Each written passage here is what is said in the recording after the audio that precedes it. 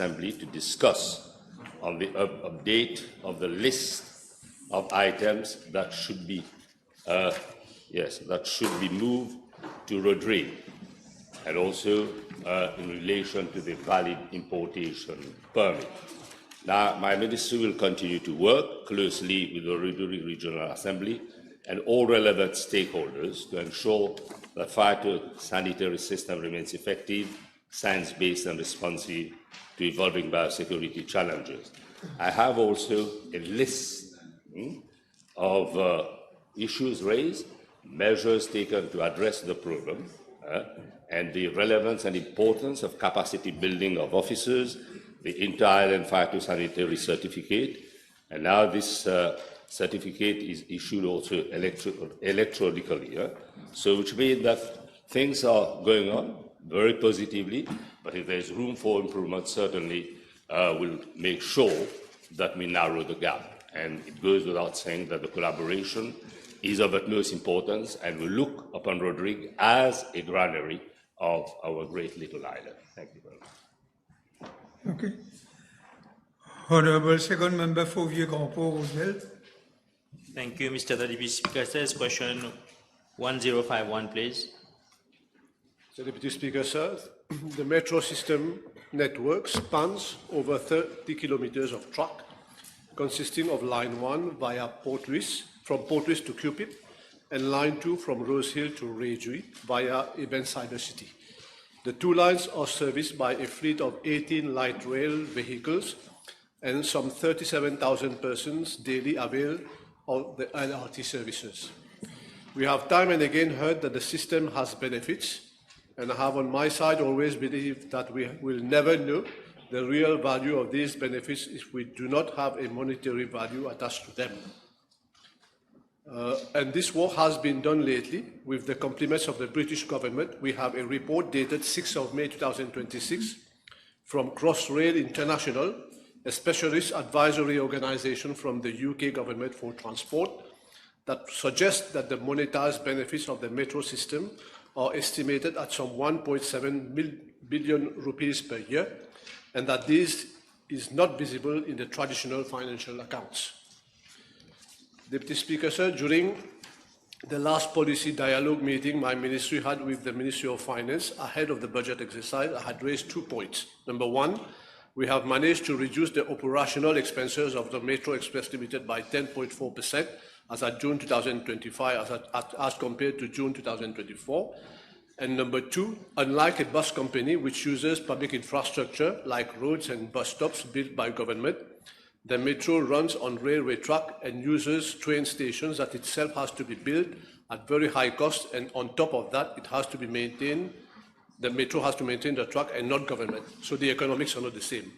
With regards to the second point, I was then advised that we need to relook at the way accounts are done. That would certainly give an opportunity to the extent possible. I believe the Ministry of Finance is the competent authority in the domain to also factor in the monetized wider benefits that Crossrail International has calculated for us. I am hopeful, therefore, to reply to the substantive question of the honourable member, that this proposed way of looking at things, that is, looking at the wider benefits, that one day, should the financial situation of the country allows for it, the government can therefore consider extending the metro system all the way to the airport. I do believe that this is a logical trajectory to pursue, as in most countries of the light rail system connects with their airports, and I rest my case as follows. During the last courtesy call he paid to me last Wednesday, I asked the High Commissioner of Mauritius, the High Commissioner of Singapore to Mauritius, the specific question on metro system and airports. I had the opportunity to ask him this question because he's also the chairman of the Changi Airport Group, for which extension is currently being carried out for phase 5. He confirmed that Singapore metro system goes to the airport as well. In our country, it is sad that the previous government did not consider this as a priority. Instead, they went to Côte d'Or and Saint-Pierre for obvious reasons. Finally, this project was abandoned because the Exim Bank of China had pulled out of this project because of serious flaws in their procurement procedure. Further, in the substantive question, Deputy Speaker, sir, of the Honourable Member, I understand from information obtained from the Ministry of Housing and Lands that there are 2 ex-railway tracks in the southeastern and southern regions spanning from Cupip to Bovalo and Mayberg and from Cupip to Suyak. Although part of the required land may be available as preservation was well done, the extension of the services of the Metro Express Limited to these regions imply huge investments which cannot be envisaged at present or in the short term due to the dire economic situation. For a better understanding of the magnitude of the financial implications, MEL has indicated that the construction for Phase 4 from Réduit to Côte d'Or stood at approximately 1.7 billion rupees per kilometre in 2023. That is 1.7 billion rupees per metre, which is quite a huge figure, while the procurement of a single light rail vehicle, meaning the train, costs around 250 million rupees. Deputy Speaker, sir, to end, my ministry has launched an international bidding exercise for consultancy services for the development of the 20-year land transport master plan with the support of the UNDP, and this question will be taken on board. That is further extension, including to the airport. Yes. Thank you, Mr. Deputy Speaker. So I thank the Honourable Minister for his reply. Will the Honourable Minister agree that extending the metro line to the Sasyu-Sagar-Amgulam International Airport and the southern region is a project of great national importance, given that it will strengthen connectivity, it will promote balanced regional development, improve access to employment and essential services, it will further reduce traffic congestions and carbon emissions, and further enhance Mauritius' image as a modern, sustainable and world-class destination? Will the Honourable Minister give due consideration to prioritising this project in its long-term infrastructure planning once the financial situation improves? Deputy Speaker, sir, like I mentioned, the master plan that we have launched consultancy for will have as aim to put recommendations and action plans for an integrated multimodal transport system that would adequately respond to the economic development of the country and the travel demand across the island. Any extension of the light rail, to reply to this additional question of the Honourable, will be considered within the terms of reference of the consultancy and recording also with the report of Crossrail International in the spirit of sustainable development of the Republic. The Honourable Third Member for Pamplemousse-Riolet. Speaker, sir, 1052. B1052. The Honourable Minister is not here. Sit down. The Honourable Minister is not here. So we'll proceed with the next question and we'll call the question back on here. B1, the Honourable First Member for the North, Mount Island. Thank you, Mr. Deputy Speaker, sir. Question B, 1053. Mr. Deputy Speaker, I thank the Honourable Member for Port Louis North and Mount Island for putting this question. The Ministry has taken cognizance of concerns regarding the fees charged by some private veterinary practitioners. Now, it should be noted that private vet services are provided on a commercial basis, and of course, I hope that they don't forego their professional ethics. Fees are currently determined independently by individual vet practitioners, taking into account the nature and complexity of the services rendered. The Ministry acknowledges that there are instances where members of the public consider the fees charged to be excessive. However, it should equally be recognized that there is presently no statutory fee schedule or legislative provision empowering the Ministry or the Veterinary Council of Mauritius to regulate or prescribe fees for vet services offered by private practitioners. Now, vet fees are determined, therefore, within the framework of private contractual arrangements between the practitioner and the client. In this respect, I wish to inform the House that a committee is being set up to work on amendments to be brought to the Veterinary Council Act of 2020 governing the veterinary profession. These amendments are intended to modernize the existing legislative framework and strengthen the regulation of the profession. Among the key issues under consideration are provisions relating to the registration of foreign veterinary practitioners who satisfy the prescribed professional standards and eligibility requirements. This initiative is expected to enhance the availability of veterinary professionals, strengthen service delivery, promote healthy competition within the sector, and ultimately improve access to veterinary services for the public. This should have a positive impact on the price being charged by private practitioners. Mr. Deputy Speaker, with regard to the honourable member's question regarding an assessment of veterinary fees and regulation thereof, no formal exercise is being undertaken to establish or regulate a scale of fees for private veterinary services. Nevertheless, the matter remains under consideration in the context of the broader review of the legislative and regulatory framework governing the veterinary profession. Yes. Thank you, Mr. Deputy Speaker. L'honorable ministre peut-il dire à la Chambre le nombre de vétérinaires opérant dans le public et le privé qui sont toujours en service, de même que le nombre de cliniques vétérinaires, et sont-ils soumis à un code de déontologie ou un code d'éthique? Merci. I don't have the information, but I certainly can gather the information and circulate accordingly. But in relation to officers working in public services, there are 11, and when there should have been 30. In fact, there's a shortage of veterinary services. Now, as to the number of vet clinics, as far as I know, there are 5, okay, as far as I know, official. Okay. Yeah. Yes, Honourable Amir. Thank you, Mr. Deputy Speaker. May I ask the Honourable Minister whether he could use his good office to arrange a meeting between private veterinary services and the Veterinary Council, since there has been ongoing conflicting issues arising between them which are not conducive for the welfare of the animals. Thank you. There's pride and greed, but in the light of the suggestion made by my honourable good friend, Honourable Omia, will certainly entertain the proposal made. The Honourable First Member for Ouakwa-Floréal.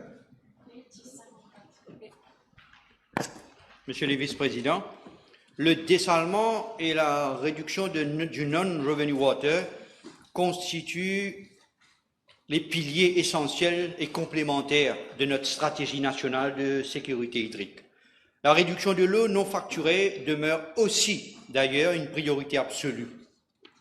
Monsieur le Vice-président, dans ce contexte, plusieurs projets sont actuellement mis en œuvre par mon ministère et la Central Water Authority. Je citerai notamment le remplacement d'environ 114 km de tuyaux avec la ligne de crédit indienne, la mise en œuvre d'une approche intégrée de la réduction de l'eau facturée dans la région de l'Est, le remplacement des compteurs en vrac défectueux, cela se fait actuellement, ainsi que le déploiement des systèmes télémétrie et de télésurveillance concernant les fuites d'eau.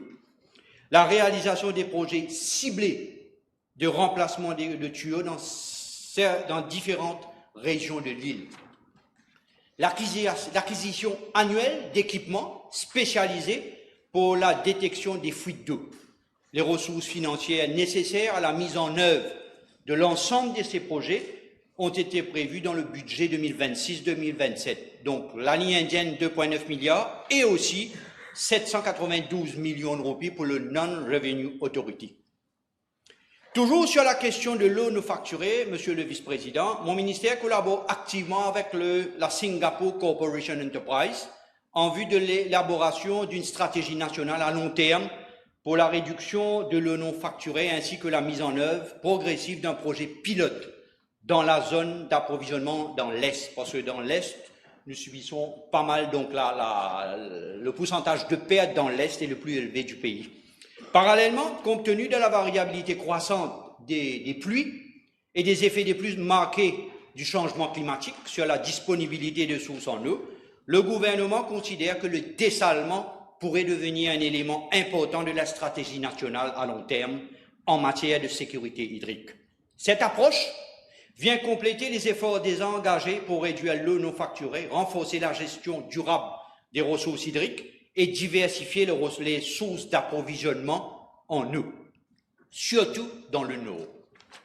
Je tiens également à rappeler que les dernières prévisions de la météo de Maurice font état de la pluviométrie inférieure à la normale pour les mois de juillet de cette année-ci, de août et septembre 2026, avec un déficit estimé à environ moins de 30%. Dans cette optique, le gouvernement étudie la mise en place d'une unité de dessalement alimentée par l'énergie solaire dans la région du Nord, compte tenu des difficultés persistantes d'approvisionnement en eau dans cette région, ainsi que l'augmentation de la demande liée au développement résidentiel, agricole, commerciaux et touristiques. À cette fin, Monsieur le Vice-président, une expression of interest a été lancée en septembre 2025, l'année dernière, pour la réalisation d'une étude de faisabilité portant sur la mise en place d'une usine de dessalement de grande capacité comprise en 10 000 et 50 000 mètres cubes par jour dans le nord du pays.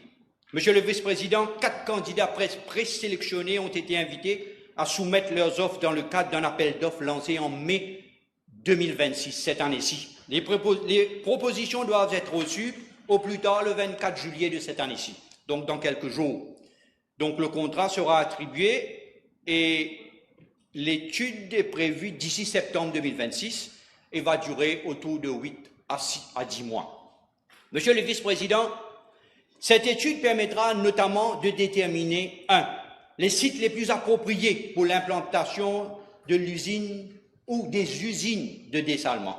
2. Les coûts d'investissement et d'exploitation associés au projet. 3. Le modèle financier les plus adaptés pour assurer sa viabilité. 4. Les technologies les plus appropriées pour la gestion et l'élimination des rejets dans le respect des normes environnementales. Par ailleurs, l'assistance technique des autorités marocaines et saoudiennes ont été sollicitées compte tenu de les expertises reconnues dans le domaine du dessalement à grande échelle. Je tiens, Monsieur le Vice-président, à souligner ceci, que tout projet qui sera développé dans ce domaine le sera dans le strict respect des exigences environnementales, légales et réglementaires, sociales applicables, ainsi conformément aux principes de développement durable. Merci. Merci. Donc, je comprends que l'étude de faisabilité va inclure les coûts de production.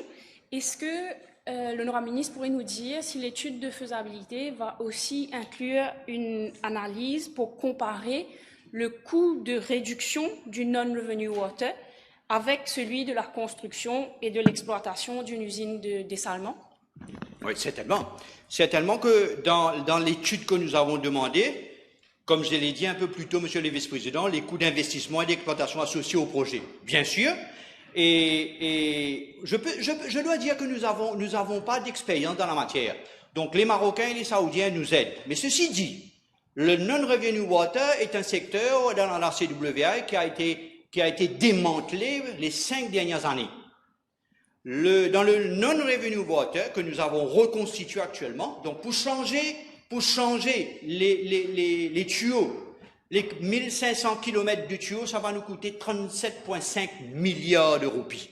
Donc vous réalisez, donc le Pipe Replacement Programme qui se trouve dans le non-revenue water, c'est un projet à long terme, à très long terme, pour changer tous ces tuyaux-là. Donc le dessalement et le non-revenue water sont deux stratégies qui vont être complémentaires. Mais c'est sûr que nous allons comparer le coût d'implémenter un projet de non-revenue water et bien sûr un dessalement. Mais je dois dire que le non-revenue water dans l'Est ou dans le Nord va nous aider, oui, certainement, mais avec le changement climatique, comme je l'ai dit un peu plus tôt, ben, la pluie ne tombe plus, les réservoirs ne se remplissent plus, les rivières sont à sec, les boreholes sont à sec. Donc, nous sommes obligés, je suis obligé, je le crois fermement, nous sommes obligés pour les années à venir, pour se mettre à l'abri du changement climatique, nous sommes obligés de suivre un peu le modèle Rodriguez, d'aller vers le dessalement, surtout pour le Nord. entre 10 et 50 000 mètres cubes par jour pour voir si effectivement nous pouvons comparer le coût pour le non-revenue water et le dessalement. Je rebondis sur ce que l'honorable ministre vient de dire, où il dit que les réservoirs sont vides parce qu'il n'y a plus de pluie. Il a visité récemment Marovakwa. Est-ce qu'il peut-être aurait des explications sur l'assèchement de Marovakwa? Est-ce que c'est uniquement parce qu'il ne pleut plus? Marovakwa nous inquiète, effectivement, et c'est pour cette raison que nous avons eu les restrictions que nous avons mises en place. Marovakwa alimente les régions du Upper Plaine-Williams. On parle de Quatre-Bonnes, de Curepipe, une partie de Roseville, de Rivière-Noire, de Floréal, une partie de la circonscription numéro 8. Nous n'avons pas d'autre raison à dire que la pluie ne tombe pas dans cette région. Le problème, c'est que les autres réservoirs du pays ont un niveau acceptable. Si vous voyez le taux, nous sommes à 66,5, je crois, de remplissage des réservoirs. Cela ne nous inquiète pas autant. Mais notre souci à nous, malheureusement pour le pays, nous n'avons pas le système Rodriguez, la colonne vertébrale des réservoirs. Donc, nous ne pouvons pas prendre de l'eau d'un réservoir pour emmener à Marovakwa. Donc, Marovakwa nous inquiète parce que, drastiquement, Marovakwa est descendu à moins de 50%, 45%. Donc, la raison que nous avons aujourd'hui, c'est que Marovakwa, il pleut bien moins. Les services canals, les services rivières qui emmènent de l'eau vers Marovakwa sont plus ou moins à sec. Honorable Minister Utim, you were not in the House when your question was called, so I'll call it again. Honorable Third Member for Parlement. Thank you, Mr. Deputy Speaker, sir. Bid 10 seconds. First of all, Mr. Deputy Speaker, sir, let me humbly apologize for not being present at the time the question was originally asked. Mr. Deputy Speaker, sir, I'm informed that on the 25th of May 2026, an employee of Roi des Mascarins Limited filed a complaint with my ministry alleging that he was forced to resign under duress and made to sign a compromise agreement. An inquiry was conducted by my ministry whereby it was found that Roi des Mascarins Limited has embarked on a redeployment exercise due to restructuring and economic reasons involving 16 employees. This redeployment exercise was conducted in consultation with the private sector employees union to reach a settlement. Out of the 16 employees concerned, 3 of the employees agreed to be redeployed in other departments within the company. 2 employees agreed to be redeployed in another company, and the remaining 11 employees who were not agreeable to be redeployed have agreed to take a compensation following negotiation with their union, and they have signed a compromise agreement accordingly. So these 11 employees who signed the compromise agreement included the employee who filed a complaint with my ministry. Mr. Deputy Speaker, sir, I inform that despite signing a compromise agreement, the employee concerned was not agreeable with the termination of his employment and considered that he has been made redundant unjustifiably pursuant to Section 72 of the Workers' Rights Act. Accordingly, he referred a case to the Redundancy Board. I'm informed by the Redundancy Board that as at date, it has received only 1 application from former employees of Roi des Mascarins on 6 July 2026 for the payment of severance allowance. No other complaint has been received by the Redundancy Board. The case has been fixed for mention for the first time on July 15, tomorrow, and convocation letters have been sent to both parties. Yes. Mr. Deputy Speaker, will the Honourable Minister advise the Chamber if he will pay particular attention to this case as people who are being redeployed or terminated are particularly vulnerable people who may not have enough voice to raise their concerns to authorities? I will certainly do so, but the honourable member may ask those employees to file a complaint, because as at today, there is only 1 employee who has complained. As I said, 11 of them have already sign the compromise agreement. If they feel that they've done it under duress, they can always come to my ministry and we will assist them. The Honourable Third Member for Vieux-Grand-Port and Rosebel. Merci, Monsieur le Vice-président. PQB 1055. Thank you very much, Honourable Member. Mr. Deputy Speaker, sir, following implementation of the revised rental, Rosebel Sugar State Board received representations from a number of planters located at Banan requesting that the increase be reconsidered, increase in the lease. Now, consequently, a meeting was convened on the 2nd of February 2026 at Banan, which I personally attended along with representatives of the Ministry, Rosebel Sugar State Board, and the three honourable members representing the Grand Port region. During the meeting, the planters expressed concerns that the revised rental was excessive and claimed that the agricultural potential of the land was comparatively low, bringing less revenue than expected. In response, Rosebel Sugar State called for a meeting with Food Agricultural Research Extension Institute and MSRI in April 2026, where both organizations were requested to make a survey of the area so as to establish the current status and agricultural potential of the land. The survey consisted of comprehensive field assessments, soil analysis, evaluation of the productive potential of the land, and identification of crops best suited for cultivation in the region. The reports of both institutions are currently in progress. Pending receipt of these reports, Rosebel Sugar State Board will adopt an interim arrangement whereby the 14 leaseholders concerned will be charged an annual rental of 15,000 rupees per arbor, subject to review at a later stage. Now, this interim measure reflects the board's willingness to accommodate the concern expressed by the leaseholders while awaiting the outcome of the independent technical assessment.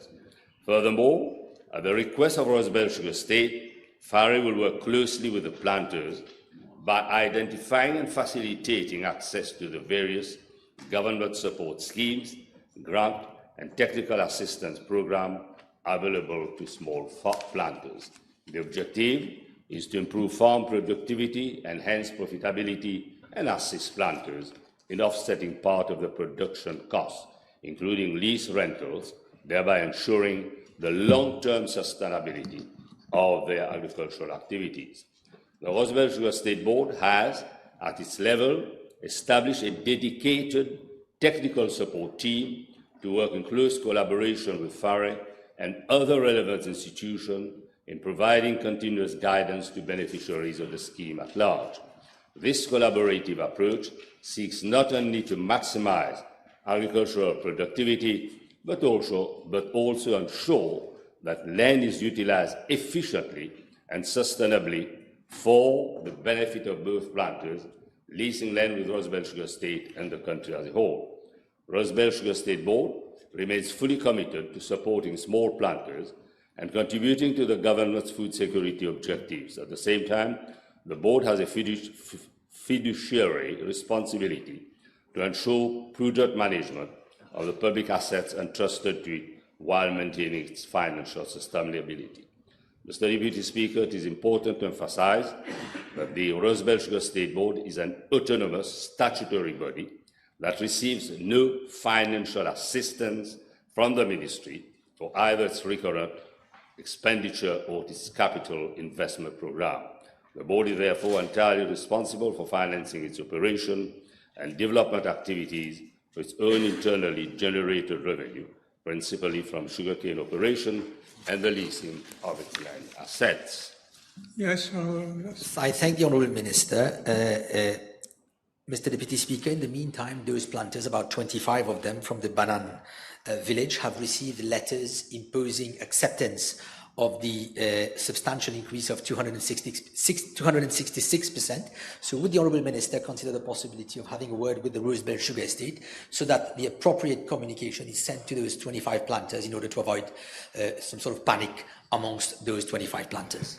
Only last week, I had a meeting with the General Manager of Rosebell Sugar Estate, impressing upon him to be fair, and hence the reason as to why the lease agreement was revised. But we hope that that will be sustained beyond a year. Okay?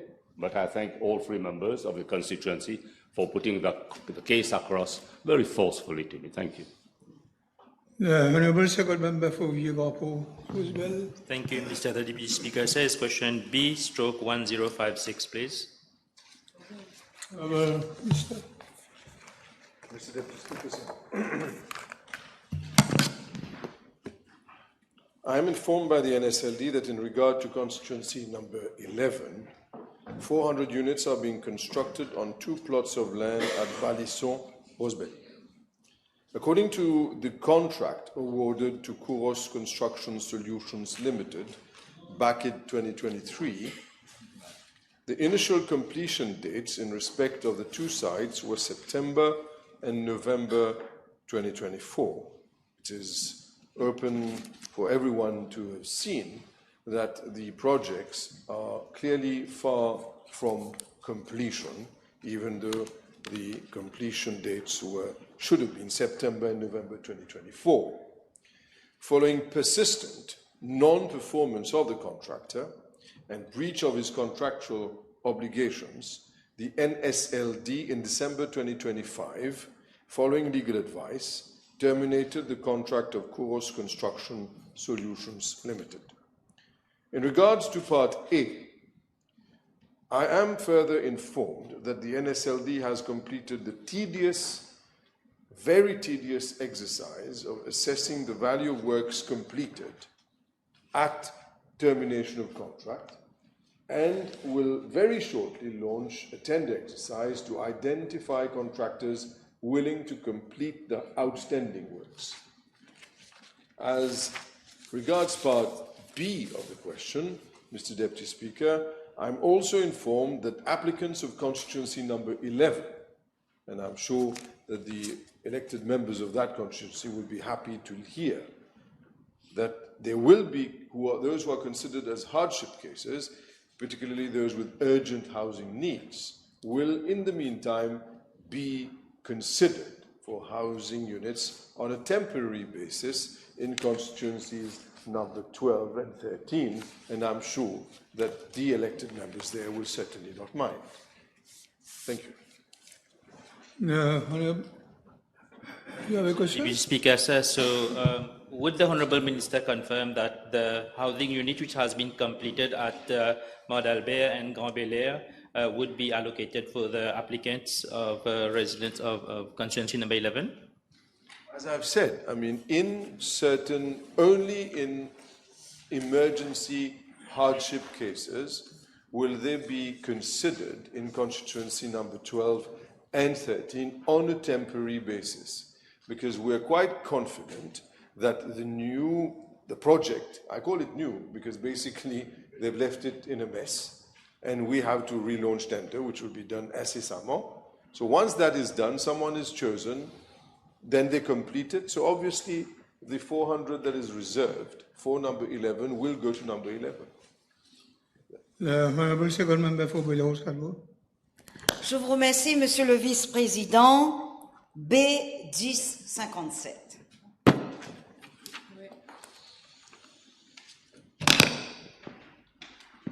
Monsieur le Vice-président, en décembre 2014, la société Brinks Mauritius Limited s'est vue attribuer un contrat par le CEV pour assurer les services de sécurité sur des sites critiques pour un montant de 68,3 millions de roupies. Le 19 novembre 2015, la société ASL Security Services a obtenu un contrat pour les services de sécurité pour 7,67 millions de roupies. Les deux contrats ont été prolongés à plusieurs reprises à la suite d'une décision du conseil d'administration de l'époque qui envisageait que le CEB Facilities Company Limited, filiale créée en 2017, assure à terme les services de sécurité. Donc nous parlons de 10 ans de contrat renouvelés. Monsieur le vice-président, j'ai également appris qu'un appel d'offres lancé en 2019 avait été annulé. Un nouvel appel d'offres a ensuite été lancé par le CEB en août 2020, l'année ensuite, pour les sites critiques, mais aucun contrat n'a pu être attribué.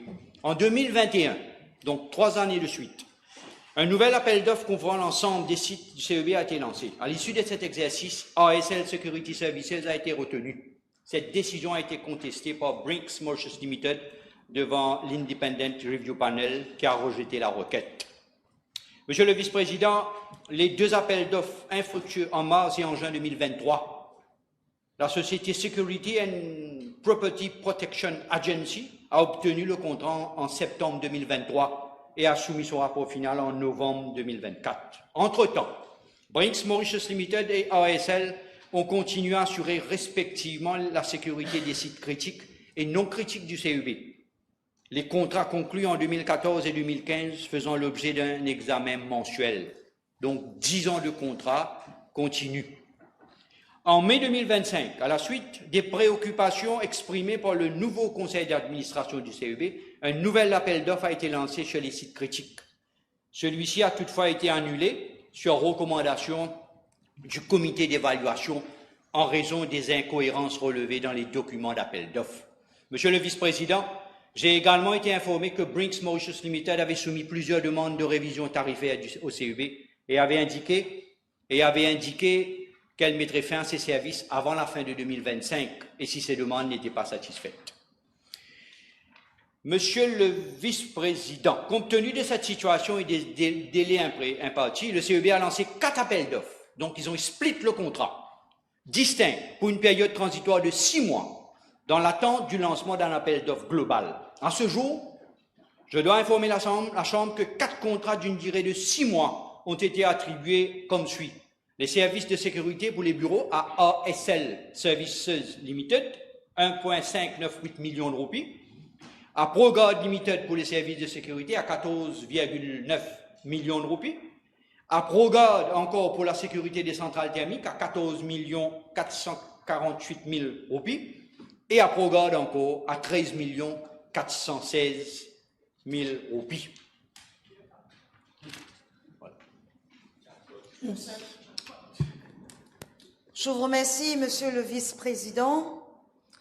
Le ministre peut-il indiquer à la Chambre s'il trouve normal que la Central Electricity Board a eu recours au fractionnement, c'est-à-dire à split des contrats de services de sécurité avant leur attribution et s'il estime qu'une telle pratique est acceptable? Je vous remercie, Monsieur le Vice-président. Non, cette pratique n'est pas acceptable.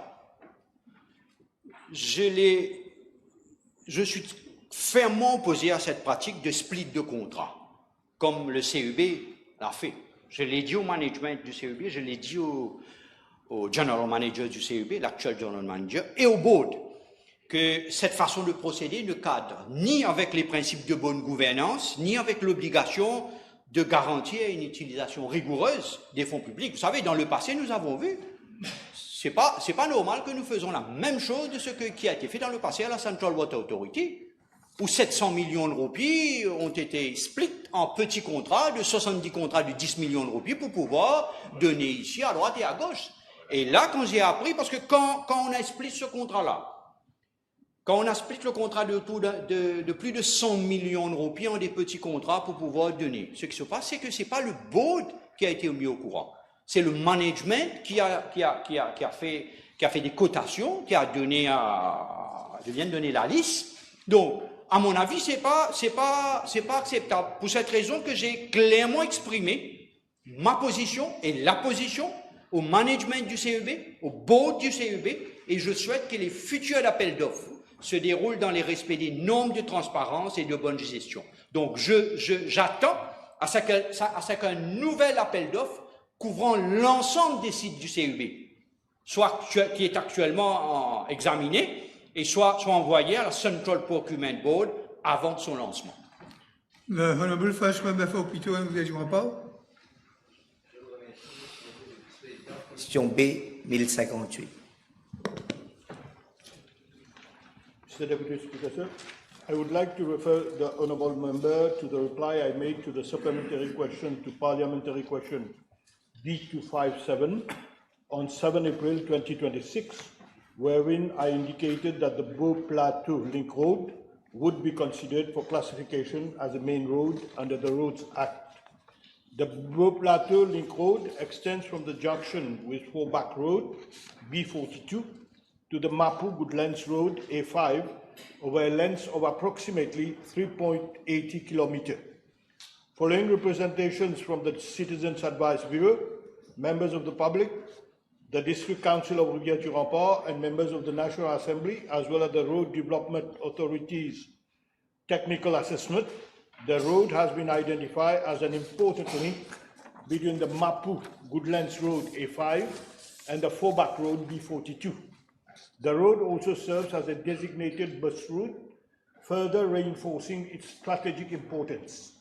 Accordingly, the RDA intends to classify the Beau Plateau Link Road from its junction with Fourback Road B42 to its junction with the Mapu Goodlands Road A5 as a main road under the Roads Act. Mr. Deputy Speaker, sir, I wish to highlight that the government is coming up with the construction of the motorway M4, which will provide a direct, fast, safe and reliable route linking communities in the eastern region of Mauritius and improving regional connectivity while supporting economic development.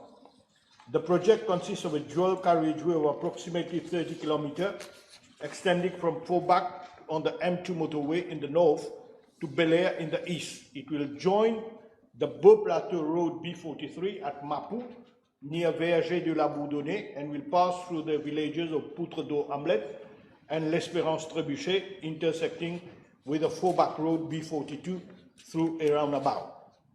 Mr. Deputy Speaker, sir, with regard to part A of the question, I'm informed that the RDA has already initiated action through its board for the classification of the road.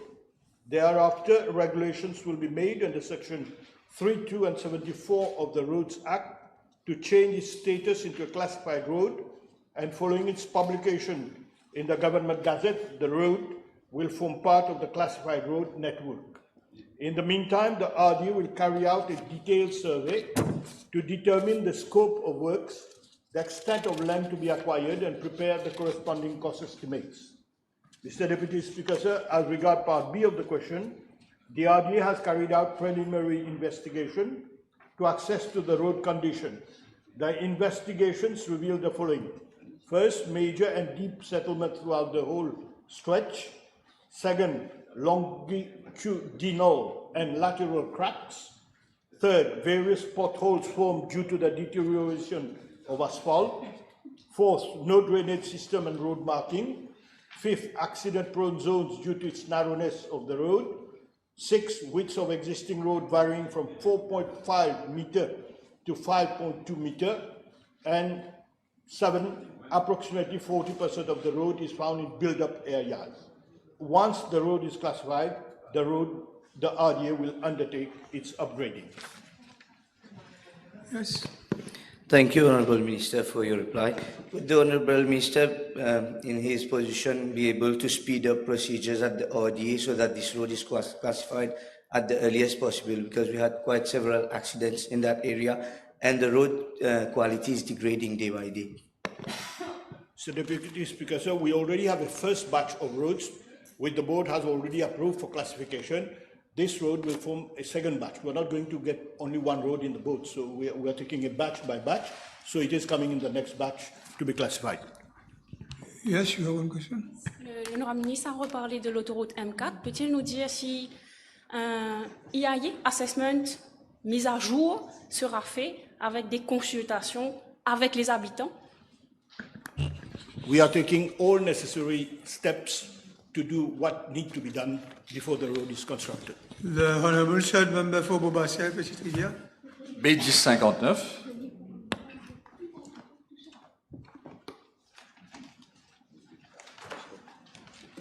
Mr. Deputy Speaker, sir, I thank the Honourable Member for the question because it concerns a service which is at the heart of emergency care in Mauritius. I wish to state at the outset that I am fully aware of the challenges facing the SAMI service. However, it's important for the House to understand that the issue is not only of one of vehicles. A SAMI is not simply an ambulance, it is an advanced life support service requiring a specialized team, proper medical regulation, trained doctors, nursing staff, drivers, equipment, maintenance, and a dispatch system capable of identifying real emergencies and sending the appropriate response. Therefore, the strengthening of SAMI cannot be done by merely buying more vehicles. Procurement of SAMI ambulances must go hand in hand with recruitment, training, and retention of specialized personnel. Otherwise, vehicles may be available, but teams may not be available to operate them safely on a 24-hour basis. A SAMI team normally consists of one SAMI doctor, 2 nursing staff, and 1 driver. The present human resource position includes 27 emergency physicians, 30 postgraduate doctors under training who are expected to complete in June 2027, 72 nursing personnel deployed nationally within SAMI and ambulance services, 24 permanentship, and 23 drivers. With the present human resource available, it's not possible to add additional SAMI teams on a 24-hour basis without proper recruitment and training. Staff are already performing significant overtime to maintain existing coverage. However, my ministry is working toward the setting up of an additional SAMI team. Mr. Deputy Speaker, sir, it's also important to make a distinction between SAMI ambulances and ordinary ambulances. A SAMI ambulance is an advanced life support ambulance staffed by trained personnel and used for life-threatening emergencies such as cardiac arrest, severe respiratory distress, coma, serious road traffic accidents, major trauma, and the transfer of critically ill patients. An ordinary ambulance is mainly used for non-urgent transport, including inter-hospital transfer, transport of patients for hemodialysis, and transport of patients with physical impairments for appointments. In exceptional circumstances where SAMI is not immediately available, an ordinary ambulance may be used to ensure that the patient reaches hospital rapidly. In regards to part A1 and A2 of the question, I am tabling the information pertaining to the allocation of SAMI region-wise and the acquisition dates. With regard to part A3 of the question, I am informed that presently the SAMI fleet consists of 15 vehicles, out of which 12 are operational and 3 are under repair. It is worth noting that an additional SAMI is expected to be delivered during the course of this month, thus increasing the fleet to 16 vehicles. The newly acquired vehicle will be allocated to Sir Siusaga Amgulam National Hospital. With regard to part B of the question, I am informed that the total cost incurred from January 2025 to date for maintenance and repairs of 15 SAMI vehicles amounts to 3,537,040 rupees 60 cents. With regards to part C of the question, I am informed that the average national response time to emergency calls is around 13 to 17 minutes, depending on the distance from the hospital or base station, traffic, weather conditions, call volume, dispatch efficiency, and fleet availability. The SAMI is a national service, and a SAMI ambulance from one region may be dispatched to another region if this is the most appropriate operational response. We do not therefore calculate response time regionally. The demand for ambulance and SAMI services has increased substantially, not only for life-threatening emergencies, but also for other urgent requests. However, this increase in demand has not always been matched by the corresponding increase in capacity. Historically, the SAMI service increased from around 5 teams between 1997 and 2010 to 7 teams between 2010 to 2014, and then to around 10 teams as at now, there are 11 SAMI teams. Since November 2024, my ministry has implemented a renewal policy of the fleet of vehicles, including both SAMI and other ambulances, as priority is being given to emergency response vehicles, to patient transport vehicles after years of aging fleet problems. Accordingly, ambulances and SAMIs have been acquired as follows. Financial year 24-25, 5 ordinary ambulances, 25-26, 4 SAMI vehicles. For the financial year 26-27, my ministry has planned to acquire 2 SAMI vehicles and 4 ordinary ambulances. In conclusion, I wish to reassure the House that priority is being given to the procurement of new SAMI vehicles as well as ordinary ambulances, the repair and maintenance of existing fleet, recruitment and training of specialized personnel, expansion of SAMI teams in a safe, sustainable manner, and the consideration of formalizing collaboration with Mauritius Fire and Rescue Services similarly to what is done in other countries. The objective is clear: to ensure that when a Mauritian citizen faces a real medical emergency, the system is capable of responding rapidly, professionally and safely.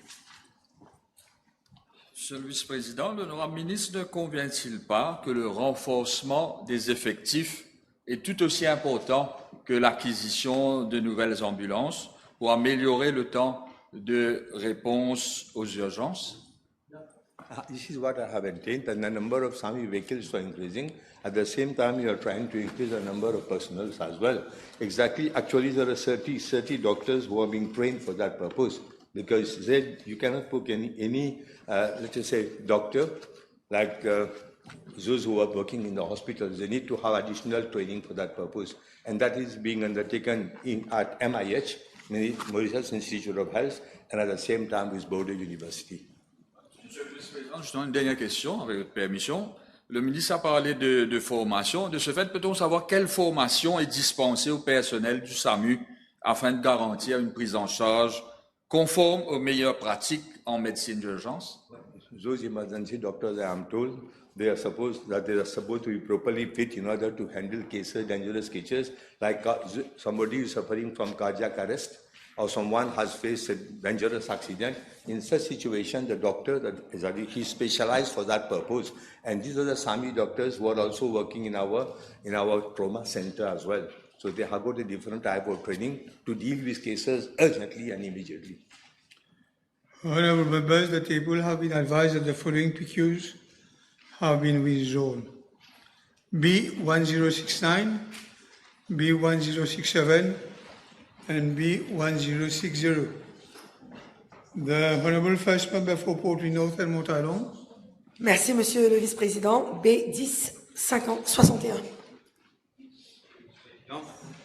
En ce qui concerne la partie A de la question, la Water Resources Commission de mon ministère m'informe que le taux de remplissage des 7 principaux réservoirs du pays est actuellement de 66,4%, contre 88,6% à la même période de l'année dernière. Je dépose la liste des réservoirs, des différents remplissages des réservoirs du pays. Monsieur le vice-président, outre le déficit global du stockage de 22%, il convient de souligner que le réservoir de Marovakwa, principale source d'inquiétude et d'approvisionnement en eau potable du plateau central, n'est actuellement rempli qu'à 45% de sa capacité. Ce niveau est nettement inférieur à la moyenne historique ainsi qu'à celui enregistré l'année dernière. Au 14 juillet 2025, donc aujourd'hui, le taux de remplissage du réservoir de Marovakwa se levait à 83,3% l'année dernière. Ce déficit de 38% l'année dernière et cette année-ci représente l'équivalent de 3 mois d'approvisionnement en eau pour le plateau central. Monsieur le vice-président, cette situation résulte principalement d'une période prolongée de pluie inférieure à la moyenne observée au cours des derniers mois. Le récent phénomène El Niño a également influencé les conditions météorologiques régionales, entraînant une diminution des pluies et des apports vers nos réservoirs, ce qui accentue les défis liés à la sécurité hydrique du pays. Monsieur le vice-président, concernant les parties B et C de la question, la situation des ressources hydriques et de l'approvisionnement en eau à travers l'île fait l'objet d'un suivi rigoureux par la Water Resources Commission de mon ministère, la Central Water Authority, compte tenu du déficit préoccupant enregistré au réservoir de Marovakwa et de la baisse persistante des pluies. La CWA a, depuis le 17 juin 2026, réduit les heures de distribution dans les régions de Haute et Basse-Plaine-William. La situation continue d'être évaluée quotidiennement. Si les pluies demeurent nettement insuffisantes, des mesures restrictives pourraient être étendues à d'autres zones d'approvisionnement afin de préserver les ressources disponibles et de garantir la continuité des services jusqu'à la prochaine saison de pluie, attendue aux alentours de novembre et décembre de cette année-ci. Je tiens à rappeler que nous n'avons pas bénéficié des pluies estivales attendues l'année dernière. Donc, en hiver, l'année dernière, la pluie a été inférieure. Espérons que cette année-ci, ce n'est pas le cas. Les précipitations ont été largement inférieures à la moyenne et le mois de février, habituellement le plus arrosé de l'année, a été cette fois-ci le plus sec. Monsieur le vice-président, concernant la partie D de la question, mon ministère a mis en œuvre plusieurs mesures à moyen et long terme afin de renforcer la sécurité hydrique nationale. Le gouvernement a ainsi approuvé en octobre de l'année dernière, en 2025, la mise en œuvre d'un plan Marshall sur une période de 2 ans à 3 ans, articulé autour de 6 piliers suivants. Des piliers de borehole, je l'ai dit à plusieurs reprises, des 6 piliers que nous avons élaborés et nous travaillons dessus. Et par ailleurs, afin de répondre aux besoins en eau dans des régions de sud et sud-est, la procédure d'appel d'offres pour la construction du barrage de Rivière des Anguilles est actuellement en cours. Le démarrage des travaux, espérons-le, est prévu à la fin de cette année-ci. Nous avons aussi d'autres projets. Par exemple, nous avons le projet de l'agrandissement du réservoir de la ferme à Bambou. Nous avons aussi la réhabilitation et la modernisation du canal d'alimentation pour la Nicolière. Nous voulons agrandir la Nicolière parce que la Nicolière alimente que le nord. Donc Midlands alimente la Nicolière et la Nicolière alimente le nord en domestique et aussi pour les agricultures. Nous avons aussi les 114 km de tuyaux qu'il faut changer à travers la ligne indienne que j'ai précisé un peu plus tôt. Et nous allons commencer à partir de août de cette année-ci. Donc les 43 km qui vont dans 4 régions. Le travail va commencer en août de cette année-ci. Merci, Monsieur le Vice-président. La situation est quelque peu inquiétante. L'honorable ministre peut-il dire s'il existe un plan de long terme pour mettre fin au stress hydrique et non pas seulement aux mesures temporaires en période de sécheresse? Merci. Oui, bien sûr. Le plan, comme je disais un peu plus tôt, le plan articulé autour de 6 piliers, c'est à long terme. Hein. Ce gouvernement, moi en tant que ministre, jamais je dirais que le 24/7 va être pour demain. Loin de là. Hein. Loin de là. Donc nous n'avons pas la prétention de dire que nous allons du jour au lendemain régler ce problème. Notre souci, c'est qu'il y a du changement climatique. Notre souci, c'est que nous perdons 62% de l'eau que nous mettons sur nos réseaux. Et ce que nous avons fait jusqu'ici en 1 année et demie, c'est que nous avons augmenté la capacité pour mettre sur le réseau. Donc, nous avons fait drill plusieurs boreholes. Nous avons aussi acheté et nous avons actuellement 52 CPF qui puisent de l'eau dans les rivières pour être traités pour mettre sur le réseau. Nous avons passé une commande et acheté autour de 20 CPF pour d'autres rivières pour pouvoir augmenter sur le réseau. Nous avons aussi demandé au CEB l'eau que le CEB utilise pour faire le hydro à la fin de la production de l'usage. La CWA, en collaboration avec le CEB, à Tamarine Fall, puise l'eau pour remettre sur le réseau de la CWA. Avant, cette eau se perdait dans la mer. Nous avons aussi demandé à la Wastewater Management de proposer au secteur privé d'acheter de l'eau traitée pour l'irrigation. Nous savons qu'il y a une réticence pour arroser les plantes avec l'eau traitée, mais nous avons demandé à Wastewater Management de voir avec l'agriculture, l'irrigation, le ministère de l'Agro, parce que nous rejetons 50 000 ou 60 000 mètres cubes d'eau dans la mer tous les jours, de la Wastewater Management. L'eau traitée, bien sûr, à un niveau peut-être pas assez appréciable pour pouvoir être utilisée, mais c'est l'eau qui est jetée. Donc, ceci dit, nous avons aussi, je dois le dire, nous avons aussi, pour faire prendre conscience et rentabiliser et mettre des moyens à nos dispositions, nous travaillons aussi sur des révisions tarifaires.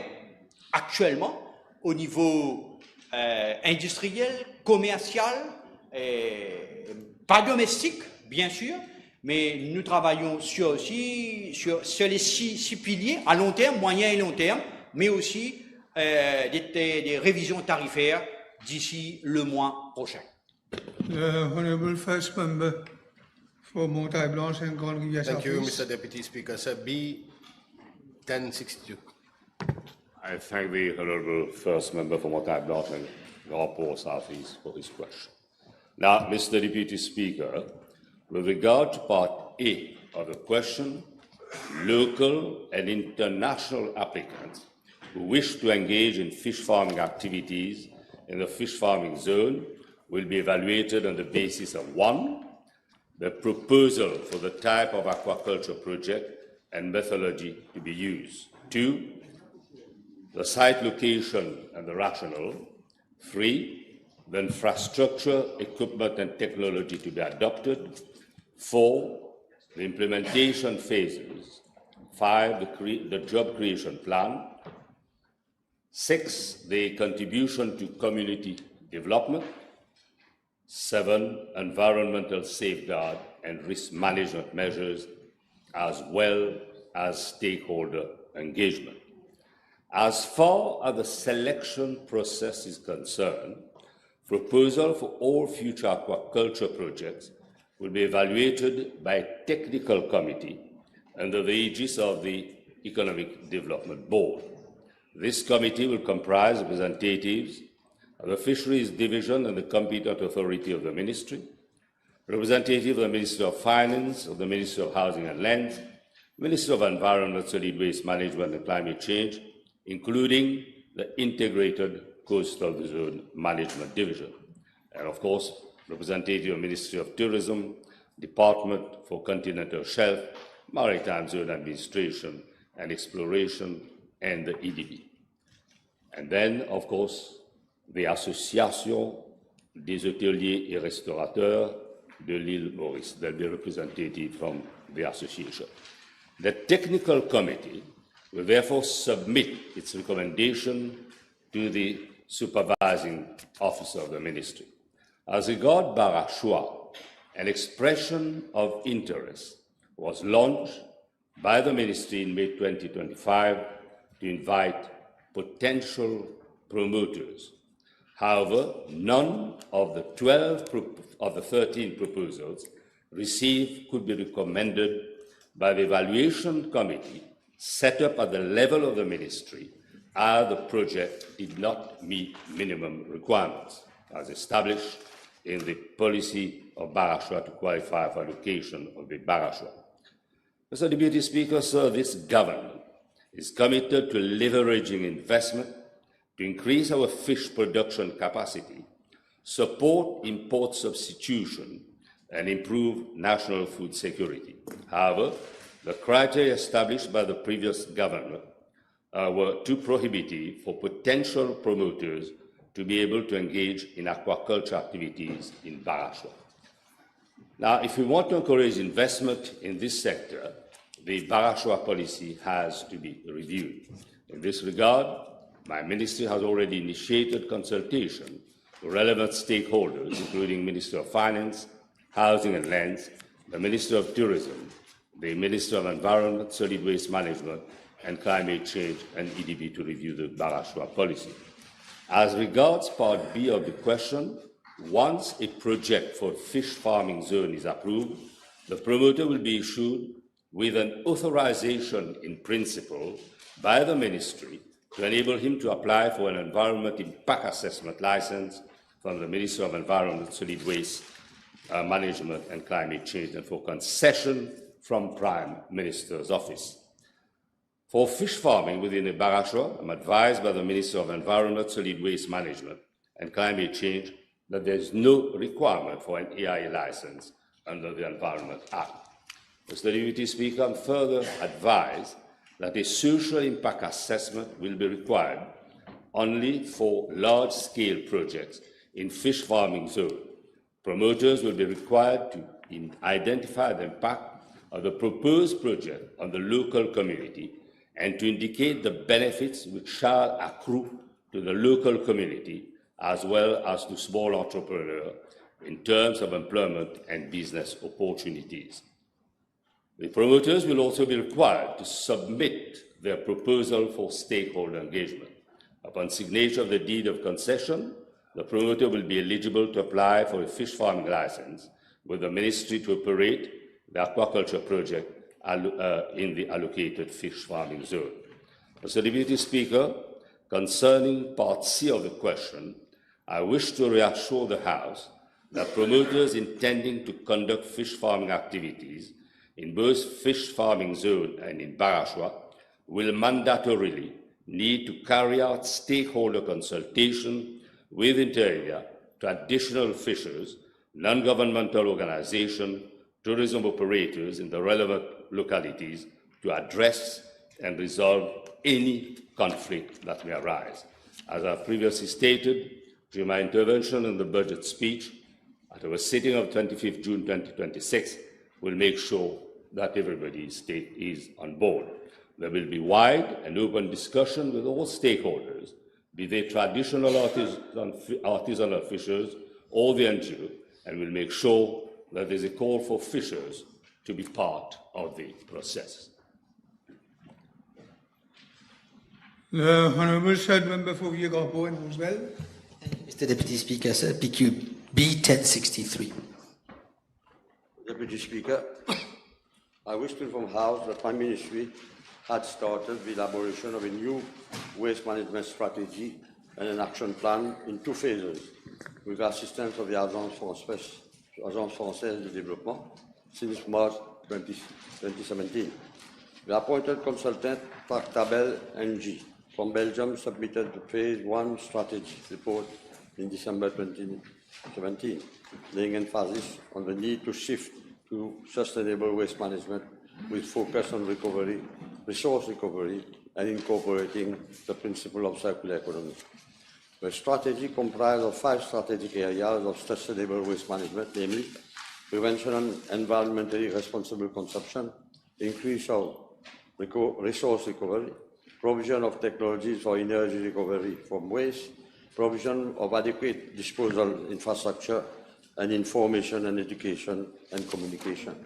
In Phase 2, a feasibility study report on regional composting plants and sorting units on public-private partnership basis was submitted in July 2021.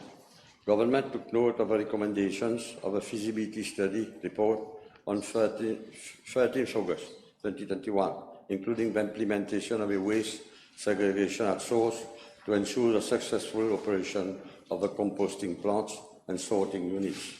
In February 2022, the services of the transaction advisor, namely Kukuza Property Development Corporation, was enlisted by the BOT project unit to prepare project documentations to carry out the procurement exercise.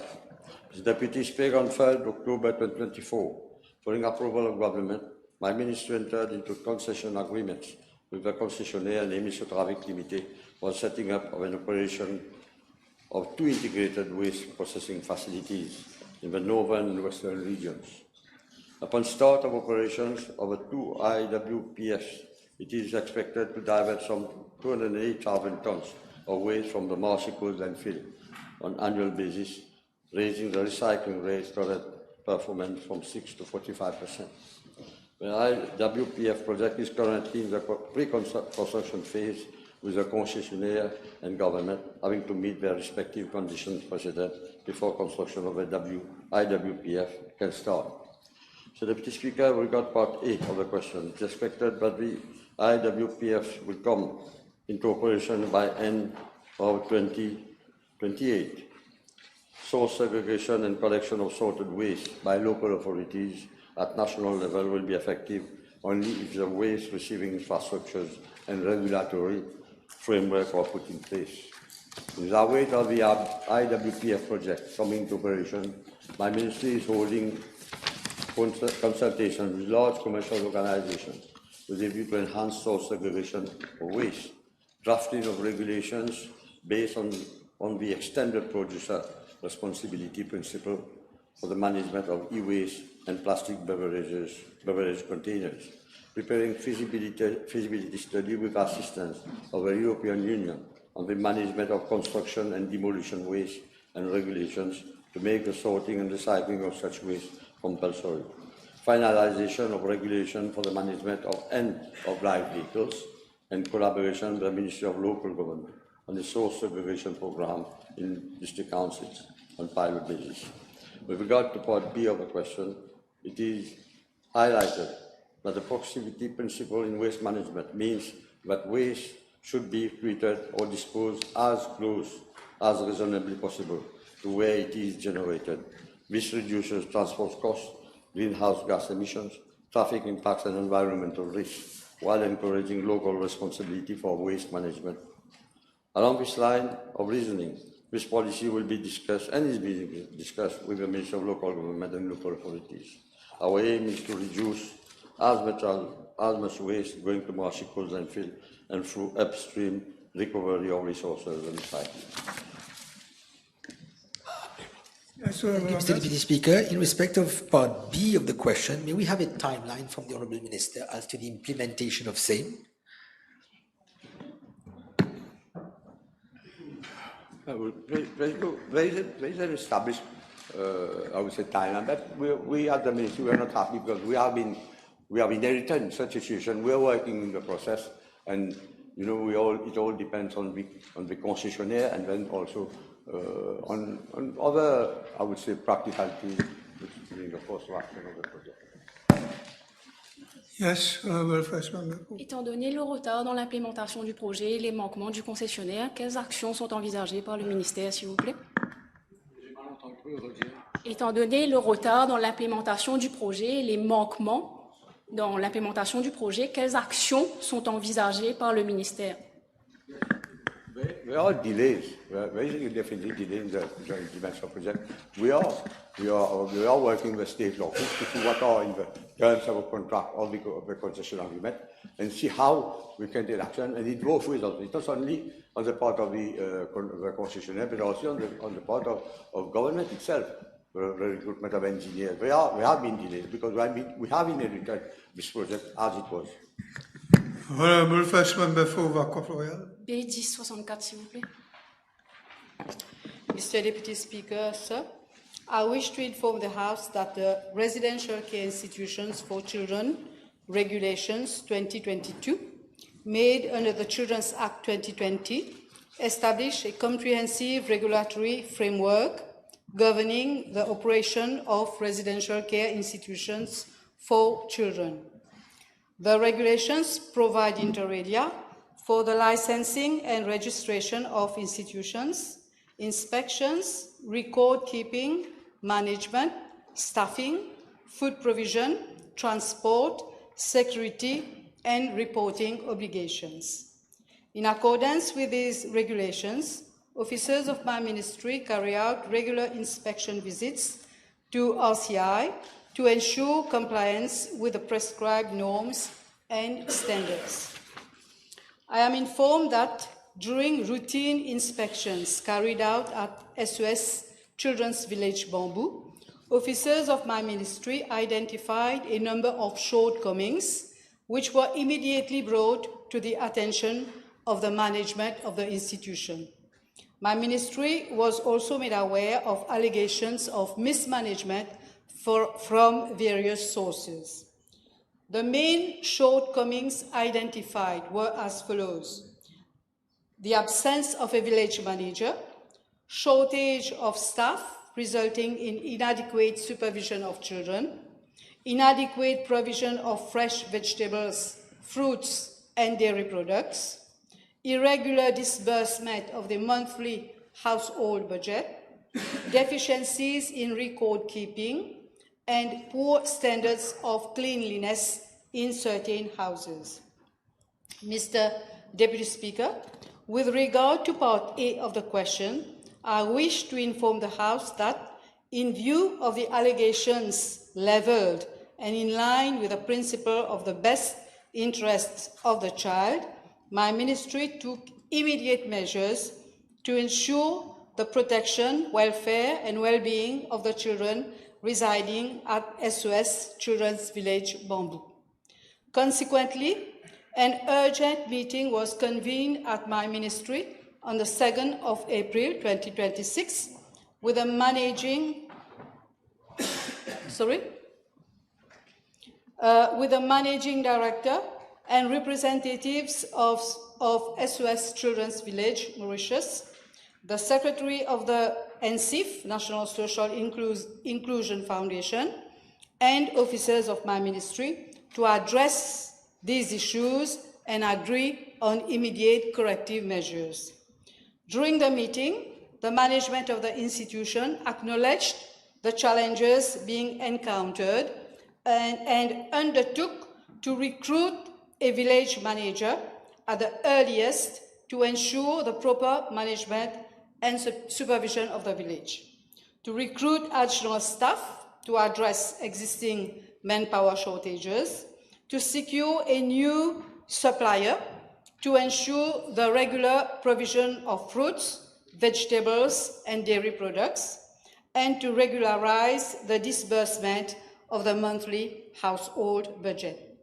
Mr. Deputy Speaker, my ministry immediately reinforced its monitoring of the institution.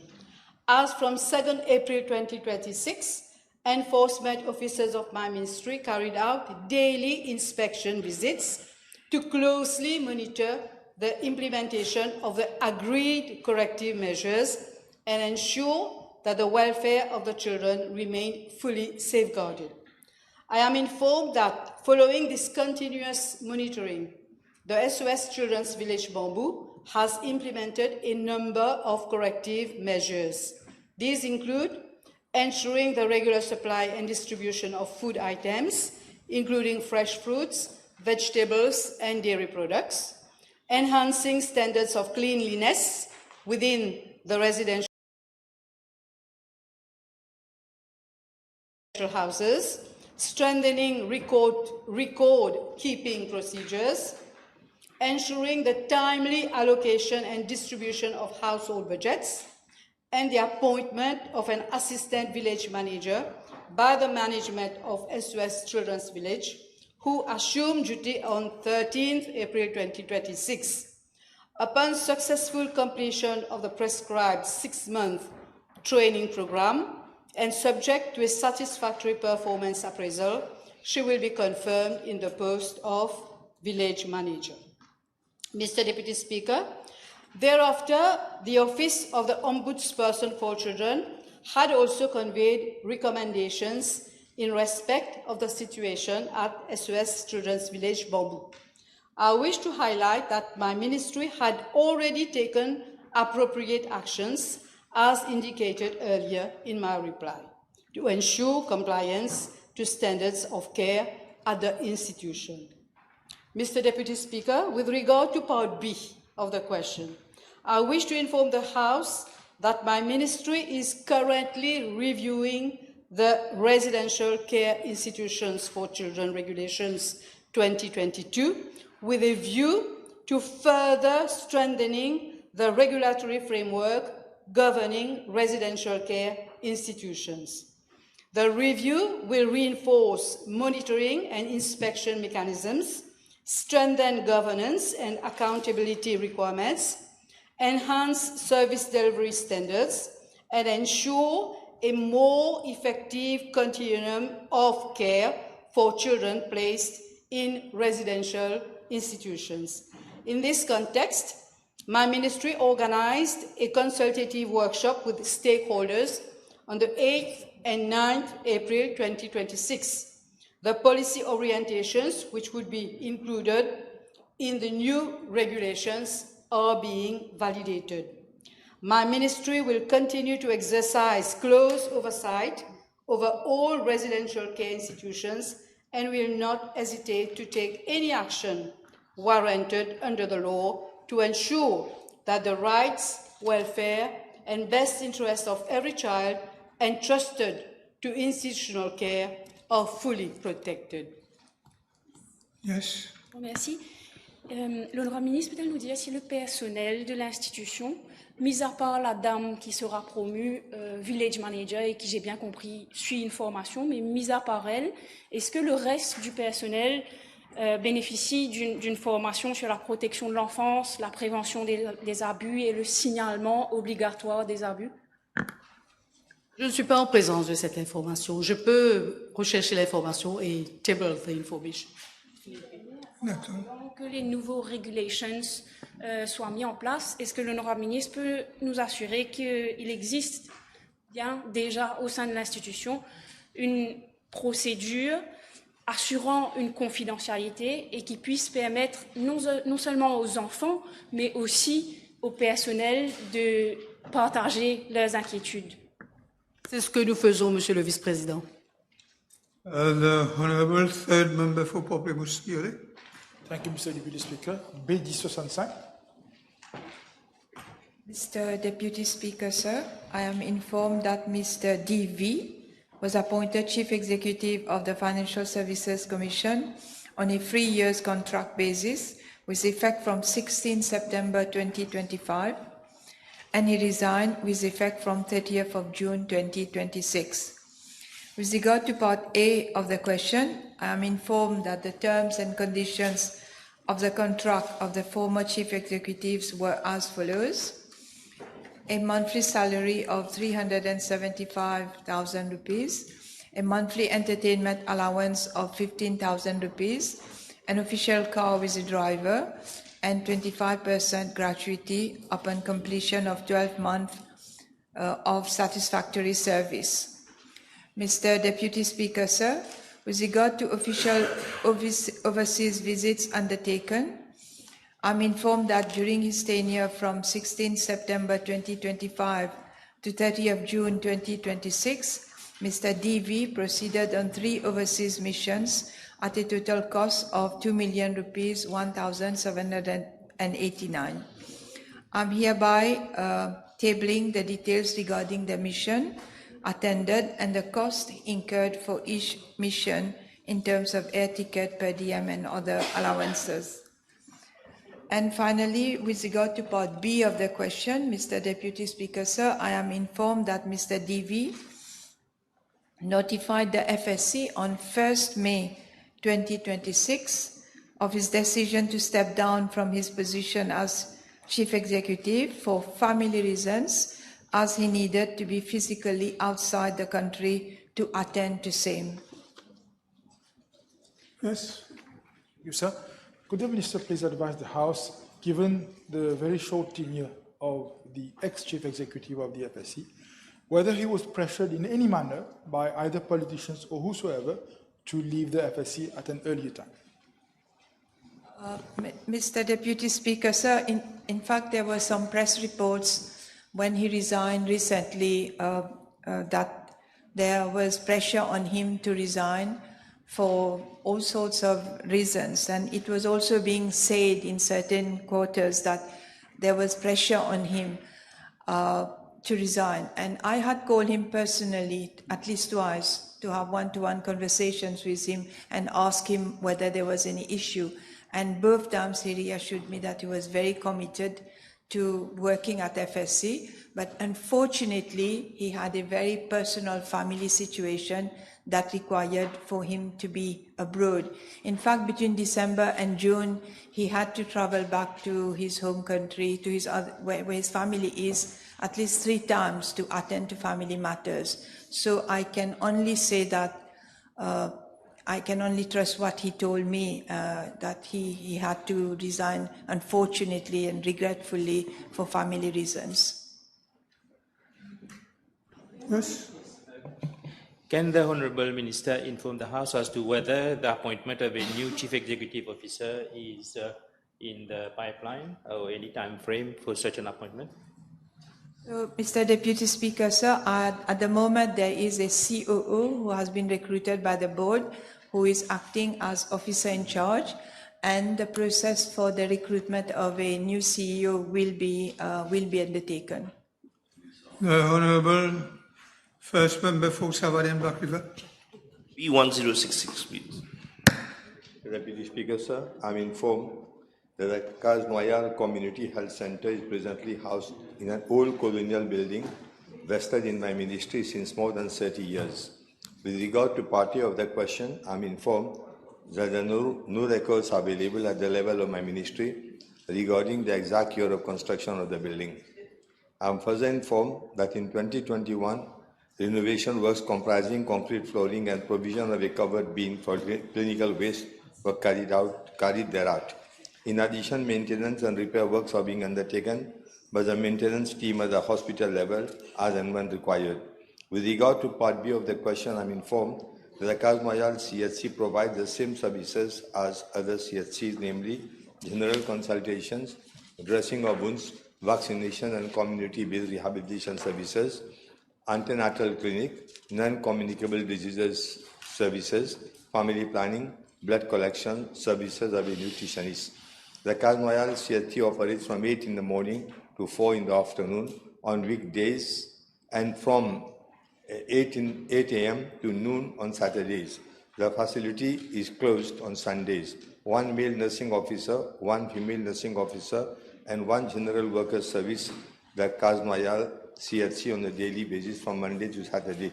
In addition, a medical health officer is deployed to conduct half-day consultation sessions on a daily basis. The average weekly attendance of patients at Kazmayal CHC is around 40.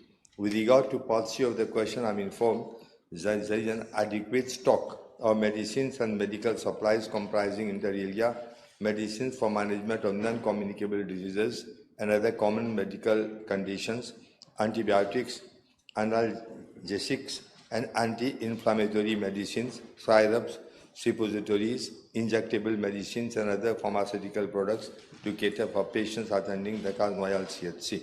The Kazmayal CHC maintains approximately 1 month's stock of medical supplies, which is replenished through established supply arrangements. Where additional supplies are required before the scheduled replenishment cycle, these are obtained from nearby healthcare facilities, including Yves Quentin Community Hospital and Victoria Hospital, thereby ensuring continuity of supplies and uninterrupted healthcare services. I wish to emphasize that my ministry has taken all necessary action within its purview to address the infrastructural constraints at Kazmayal Community Health Center. Following site visit conducted by officers of my ministry, action was initiated for the construction of a new building to house the CHC at existing site. However, my ministry was informed that the existing site was unsuitable as it was insufficient in extent and situated within the high water mark. Furthermore, no suitable land had been identified in the region for same purpose. In view of these constraints, my ministry actively pursued an alternative solution for construction of a container-type facility on the existing site. The Ministry of National Infrastructure was requested to undertake the necessary technical studies and design works, and the project had been earmarked under the list of projects under preparation in the budget estimates of my ministry.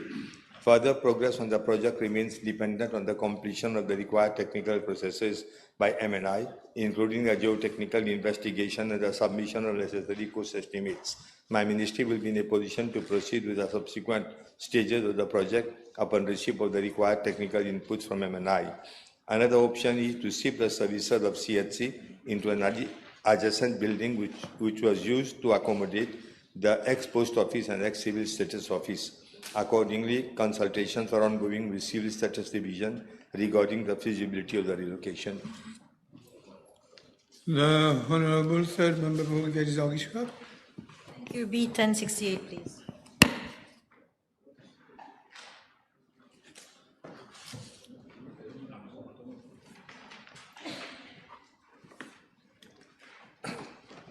Mr. Deputy Speaker, sir.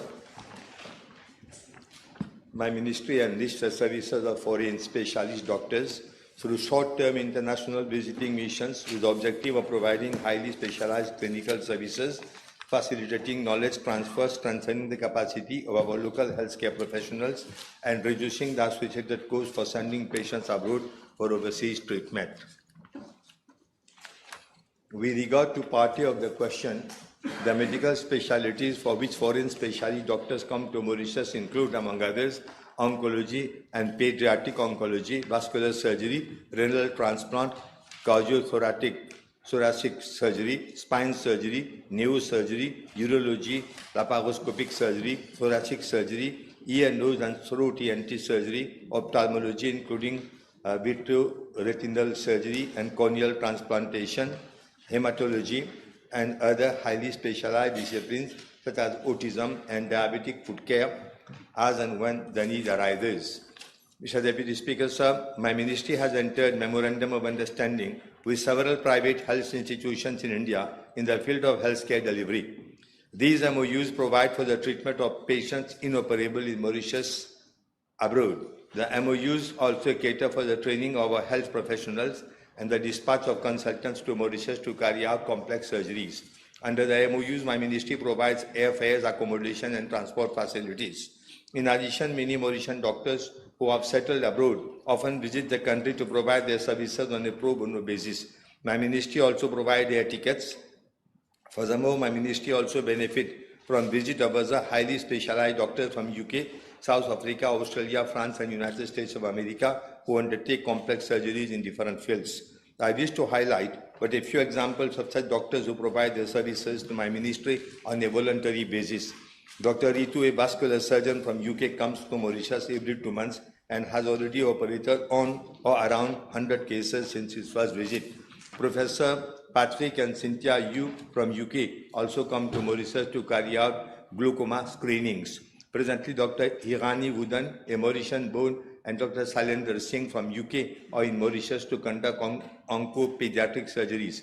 In the same vein, Dr. Vinay Kumar, a vascular surgeon from India, is also in Mauritius to perform complex cases. Dr. Gina Joseph Rose-Marie, an onco-surgeon from India, is also in Mauritius to conduct complex surgeries at National Cancer Center as from today. Mr. Deputy Speaker, sir, since the beginning of the year, other eminent specialists in different fields have also come to Mauritius to carry out complex surgeries. To name a few, in January 2026, Dr. Ashley Da Cruz and his team carried out 7 complex pediatric surgeries, while Professor Ravi Ramalingam from India performed 12 ENT surgeries. In addition to the above, there is a team of specialists and paramedical staff presently undertaking cataract surgeries. In fact, Deputy Speaker, sir, the waiting list for patients awaiting cataract surgeries has gone up to more than 2,500.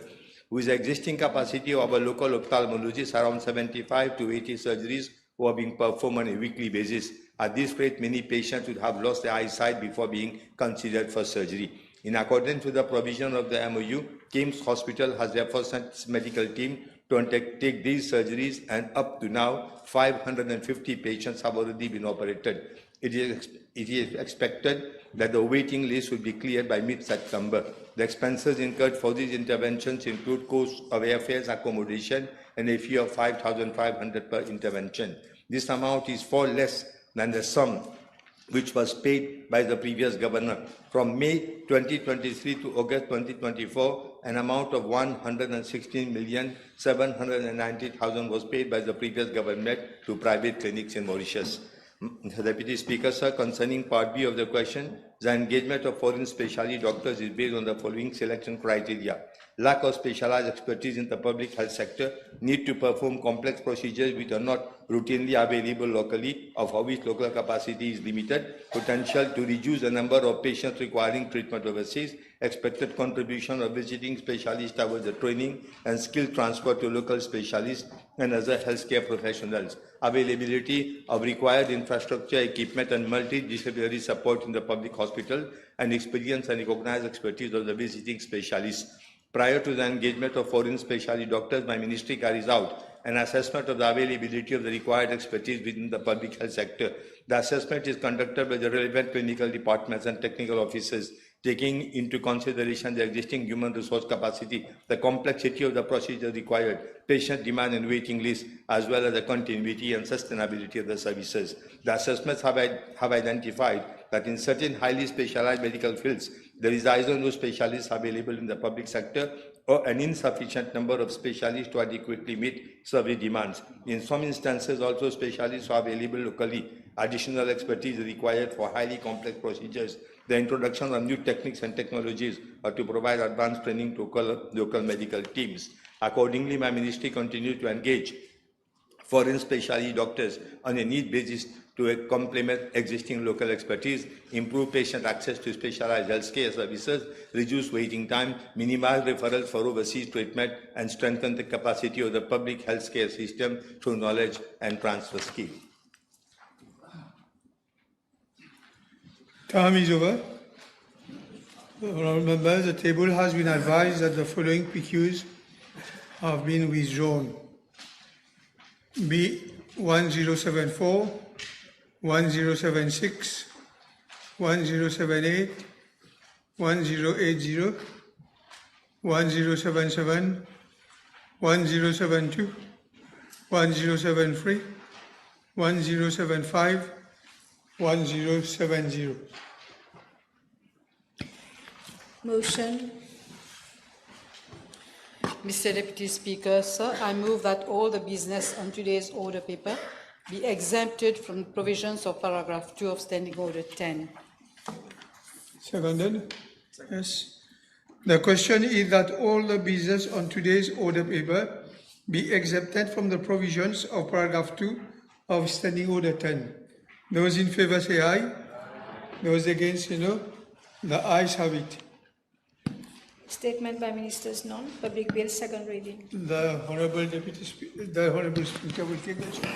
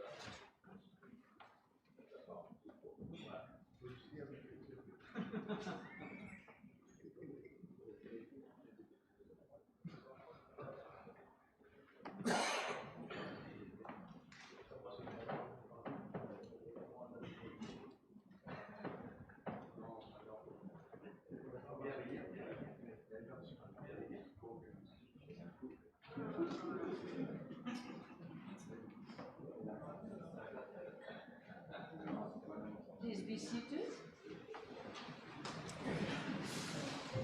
Yes, Honourable Minister. Thank you, Madam. Madam Speaker, I move that the Mauritius Hydrographic Services Bill number 11 of 2026 be read a second time. Madam Speaker, this is a short bill, 17 clauses in 5 parts, yet it addresses one of the oldest responsibilities a maritime nation owes: the duty to know, to measure, to publish the truth about its own waters. For an island state whose land area is 2,040 square kilometers, but whose maritime jurisdiction extends over some 2.3 million square kilometers of the Indian Ocean, that duty is a foundational attribute of sovereignty. Every chart used by a vessel entering Port Louis, every depth sounding off Rodrigues, every survey line run over the Saya de Malha Bank is a sovereign act. It says this water is Mauritian, and Mauritius is answerable for its safety, its science, its commerce. Until today, that act has been carried out by a small but dedicated hydrographic unit of my ministry, operating under administrative practice rather than statute.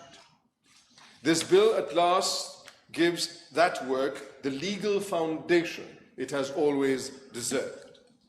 Madam Speaker, 3 converging realities have made this bill urgent. First, legal. Mauritius is a state party to UNCLOS and to SOLAS. Chapter 5, Regulation 9 of SOLAS obliges every contracting government to arrange for the collection of hydrographic data and the publication of nautical information. We have honoured that obligation by administrative practice. This bill translates that practice into law. La deuxième réalité, Madame la Présidente, est d'ordre géographique. Elle est décisive. Le 22 mai 2025, la République de Maurice et le Royaume-Uni ont conclu l'accord sur l'archipel des Chagos, par lequel le Royaume-Uni reconnaît la souveraineté pleine et entière de Maurice sur l'ensemble de l'archipel. À cela s'ajoute notre soumission à la Commission des limites du plateau continental concernant la région de Rodrigue, environ 183 000 km², au-delà de la ligne des 200 000 marins. ainsi que la zone de gestion conjointe convenue avec la République de Seychelles et sur le plateau des Mascareilles. L'espace maritime placé sous notre souveraineté figure désormais parmi les plus vastes de tous les petits États insulaires de l'océan Indien. Or, Madame la Présidente, on ne gouverne pas ce que l'on n'a pas mesuré. On ne défend pas ce qu'on n'a pas cartographié. On n'exploite pas légitimement ce qu'on ne l'a pas relevé. Ce projet de loi nous donne précisément l'instrument statutaire pour faire les trois. The third, Madam Speaker, is economic. 4 submarine telecommunication cables, SAFE, Line and Line 2, Mars and T3, land on our shores, carrying more than 98% of our international data traffic. Port Louis handles the vast majority of our external trade. Our exclusive economic zone contains significant tuna fisheries, prospective offshore renewable energy sites, and some of the most ecologically important coral ecosystems in the Western Indian Ocean. Each one of those interests, Madam Speaker, depends on reliable hydrographic knowledge. I would add a fourth reality. Mauritian industry has been asking for this clarity. Marine consultancies, port engineering firms, cable operators, cruise liners, insurers, and offshore developers have all indicated that the absence of clear statutory framework is a friction cost in their operations. This bill removes that friction. Madam Speaker, this legislation confers 5 clear advantages on the Republic. First, data sovereignty in law. Clause 12 declares that all hydrographic data collected within our maritime zones shall be deemed the property of the state. When a foreign research vessel surveys our seabed, when a private consultancy maps a reef, when a cable lay-up contractor charts a corridor across the continental shelf, the resulting data does not leave Mauritius as a commercial byproduct. It vests in the Republic. It becomes national heritage. This aligns us with Norway, France, Australia, and Canada, and moves us decisively beyond the colonial era arrangements under which our waters were surveyed and the data retained by others. Second, full charting authority over the Chagos archipelago. I say again, full charting authority over the Chagos archipelago and the extended shelf. Following the 2025 agreement, the primary right to publish official nautical charts of the archipelago passes, in coordination with the United Kingdom Hydrographic Office, to Mauritius. Without this bill, we would be a sovereign without a cartographer.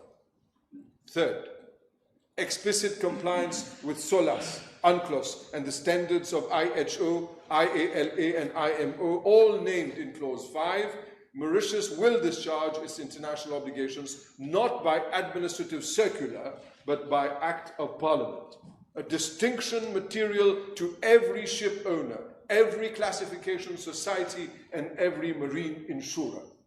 Fourth, a single authoritative national voice. Clause 6 creates the Office of the Chief Hydrographer, who will be the single point of contact with the IHO, with foreign hydrographic officers, and with ships' masters reporting charts errors in our waters. Fifth, reinforcement of our regional leadership. Mauritius currently holds the vice chair of the Southern African and Islands Hydrographic Commission of the IHO. The bill signals to that community that we intend to hold that seat with the full authority of the statute behind us. Madam Speaker, sovereignty is the frame within which lies tangible economic opportunity. I highlight 5 streams of value. First, recurring revenue from electronic navigational charts. Every SOLAS-class vessel is required to carry digital charts distributed through the IHO regional ENC coordinating centers and licensed on a paid basis. Once established with statutory chart issuing authority, Mauritius becomes a producer nation, and every ENC cell covering our waters represents a recurring royalty to the Republic. Second, a more competitive Mauritius, modern, up-to-date, large-scale charts reduce insurance premium, permit deeper draft vessels to call with confidence and shorten pilotage times. Third, de-risking of the submarine cable industry. Clause 9 establishes a licensing regime for route surveys, deposits the resulting bathymetry with the national custodian, and protects the corridors from unauthorized interference. For cable operators, this is not a burden, it is regulatory certainty. Fourth, a regulated market for private hydrographic surveyors. Clause 8 explicitly provides for private persons to conduct surveys subject to authorization. It creates a market with rules, and markets with rules attract investment. The foundation, fifth, is the foundation for offshore energy. Offshore energy, climate resilience, and marine tourism. You cannot site an offshore wind turbine without knowing the seabed. You cannot expand a fishery sustainability without knowing its habitat. You cannot defend a coastline against sea level rise without repeat bathymetry. The bill creates the institution that will hold, curate, and release the data on which every one of these industries depends. Madam Speaker, I would add that the hydrographic data assembled by the MHS will constitute the foundational geospatial layer for any future scientific or economic assessment of our seabed. From marine spatial planning to fisheries habitat mapping to the eventual evaluation of seabed resources. Yes, seabed resources. Whatever choices future governments may make in those domains, they will make them on the basis of Mauritian data, held in Mauritian custody under Mauritian law. Clause 1, Madam Speaker, provides the short title. Allow me to run through the clauses very briefly. Clause 2 provides the interpretations. Hydrographic data is defined broadly. Nautical chart includes both paper charts and electronic navigational charts. The definitions are drawn from IHO publications so that Mauritian law speaks the same technical language as the international community. Madam Speaker, Clause 3 to 5, Clause 3 first establishes the MHS as a department of my ministry. Clause 4 sets out its objects. Clause 5 catalogues its functions, the collection of hydrographic data, the production, publication, and updating of nautical charts, the maintenance of uniformity with IHO standards, the assurance that surveys meet established benchmarks, and the representation of Mauritius is in international hydrographic fora. Administration, Clause 6 and 7.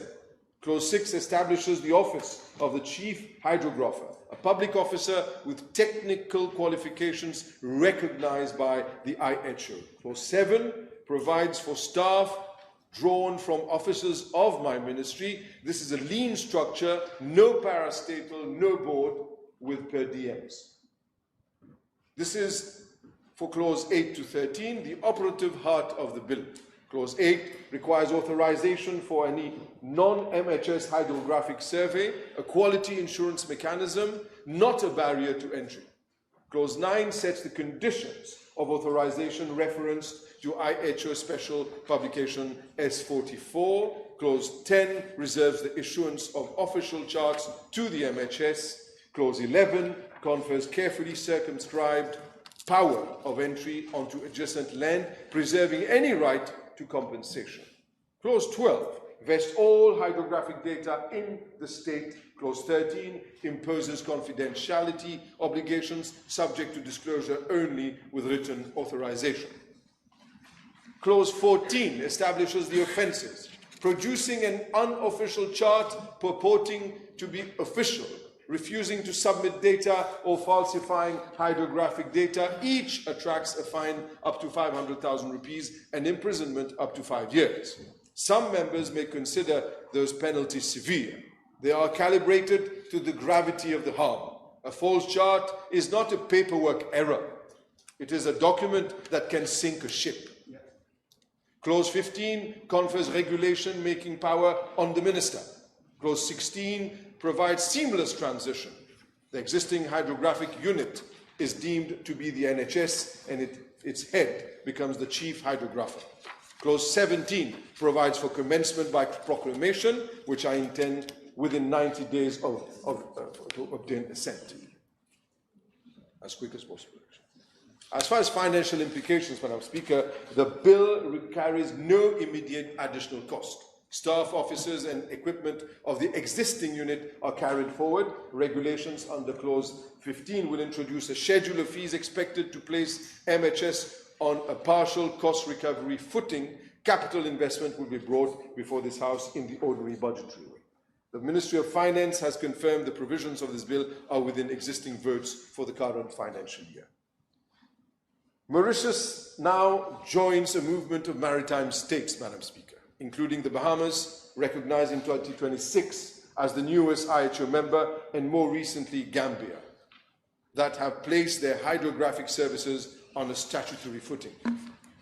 I'd like to record the constructive engagement of the United Kingdom Hydrographic Office in preparing for the orderly transition of charting responsibilities in the Chagos Archipelago, and the support of the IHO Secretariat in Monaco and of our partners in the SAIHC, in particular the South African Navy Hydrographic Office. Madame la Présidente, je tiens à souligner tout particulièrement dans la langue qui convient deux partenaires francophones dont l'appui a été constant, à la République française et à son service hydrographique et océanographique de la marine, le CHOM, avec lequel nous partageons les responsabilités qui s'attachent aux eaux environnant la Réunion. J'exprime la gratitude sincère du gouvernement mauricien pour la qualité d'une coopération technique et scientifique qui s'inscrit dans la durée. À la République des Seychelles, avec laquelle nous administrons conjointement la zone de gestion conjointe sur le plateau des Mascareilles. I would have done that in Creole, but I'll keep that for another time. J'adresse également nos sincères remerciements pour un partenariat exemplaire de ce que peuvent accomplir des États insulaires unis par la géographie, par l'histoire et par une même volonté d'affirmer leurs droits sur l'océan qui les entoure. Madam Speaker, it is only right that I should pay a particular tribute to the government of the Republic of India. The partnership between Mauritius and India in the maritime domain is long-standing, deep, and in the specific field of hydrography, a very direct consequence to the bill now before this House.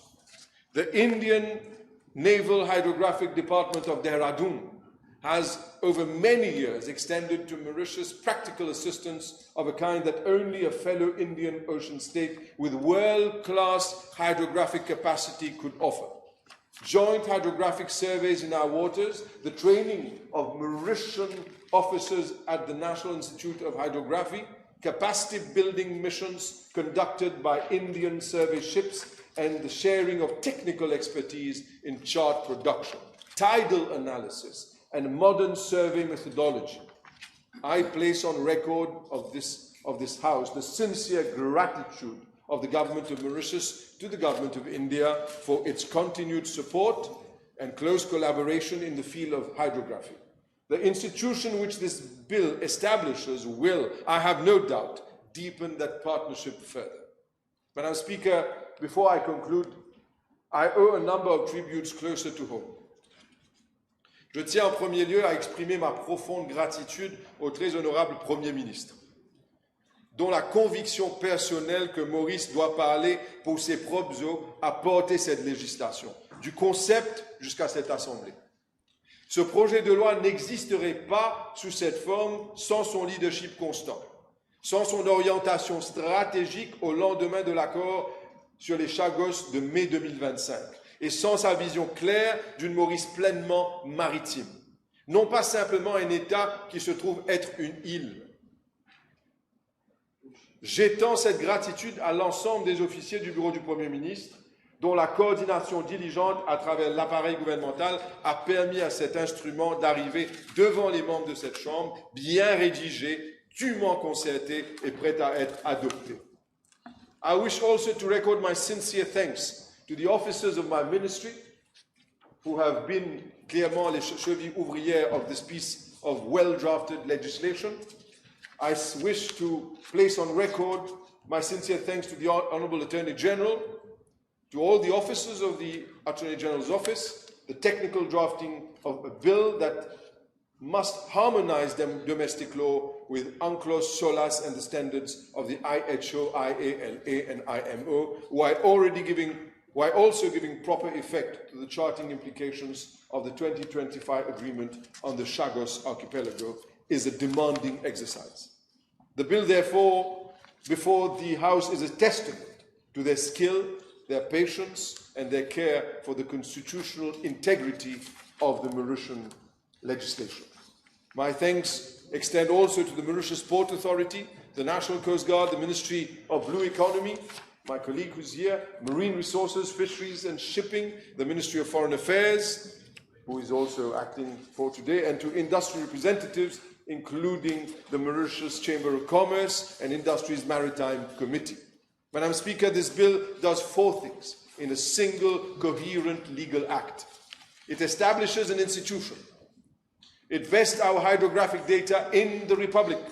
It creates a regulated market for surveys and charts. And it positions Mauritius to assume full responsibilities and to reap the full benefits of sovereignty over one of the largest maritime jurisdictions in the Indian Ocean. It is a modest bill in its length. It is an ambitious bill in its consequences.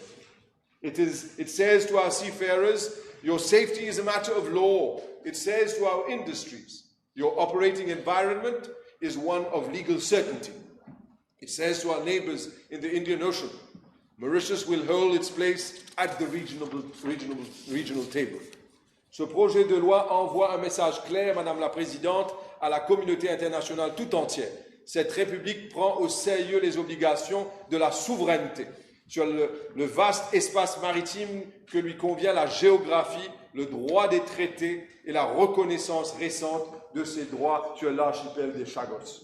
Pour un pays de la mer, un pays dont le destin a toujours été lié à l'océan qui l'entoure, il est difficile d'imaginer un texte de loi plus approprié à présenter devant cette Assemblée. Madame la Présidente, I commend the bill to the House and I beg to move that it be read a second time. Who's seconding? Seconding, yes, DPM. Yes, Mr. Bablal. Thank you, Madam Speaker. Somewhere tonight in our 2.3 million square kilometer exclusive economic zone, 40 times the size of our landmass, a fishing boat, a cargo vessel, or a cruise ship is trusting a chart to tell its captain where the reef ends and safe water begins.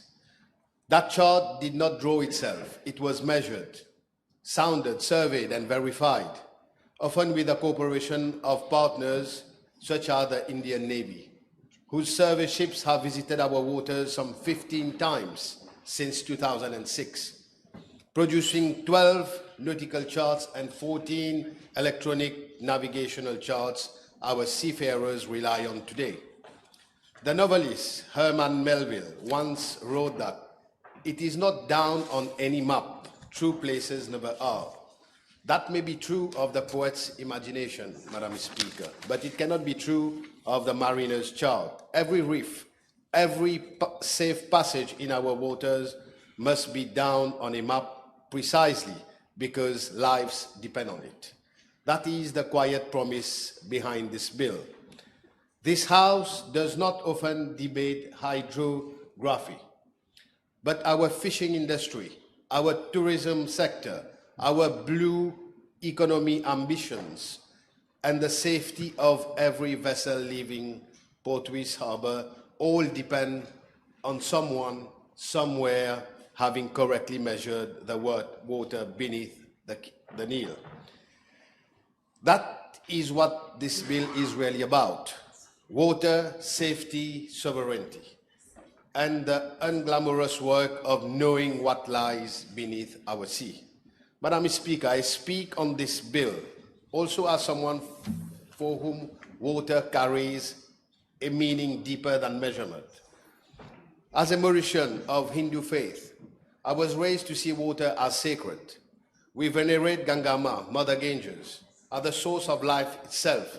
And here at Grand Bassin, Gangatala, our community, gathers each year believing those waters flow in spirit home to her. If our faith teaches us to hold water sacred, this house owes no less a duty to protect the waters that sustain every citizen of this republic, be it Hindu, Christian, Muslim, and all other who call this island home. I rise, Madam Speaker, in support of the principle of this bill.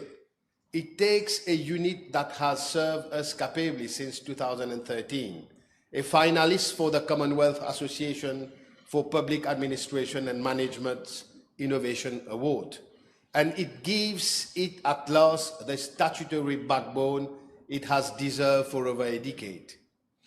An island nation with blue economy ambitions and sovereignty over an EEZ 40 times its landmass cannot leave the instrument that maps that sovereignty as an administrative footnote. This bill corrects that anomaly, and for that principle, the Honourable Minister deserves credit. Rachel Carson wrote simply, "The sea lies all about us. It lies about Mauritius too. Not as a boundary that isolates us, but as the very reason this small island nation matters on the world stage. A well-governed sea is our inheritance and our opportunity." Let me be plain, Madam Speaker, about what this bill gets right and what it leaves undone. Before I turn to my specific proposals, on the credit side, it gives our hydrographic work at long last a proper statutory home, matching the seriousness the ocean economy deserves. It settles that hydrographic data collected in our waters belongs to the state of Mauritius, and it aligns us formally with international standards set by the International Hydrographic Organization, the International Maritime Organization, and the International Organization for Marine Aids to Navigation, and with our obligations under the United Nations Conventions on the Law of the Sea and the International Convention for the Safety of Life at Sea. These are not small achievements, and I do not pretend otherwise. But on the debit side, this bill, as drafted, has some gaps. It creates a body with significant coercive power to enter private land, demand data, and prosecute, yet built it no duty to report annually to this House.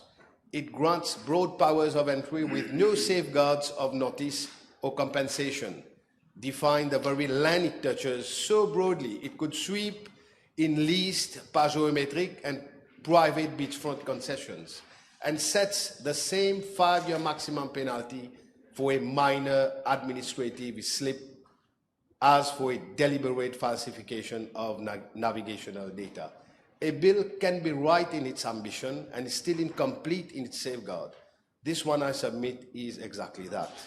This House has itself been reminded through the Director of Audit's own report that good intentions poorly monitored produce weak outcomes.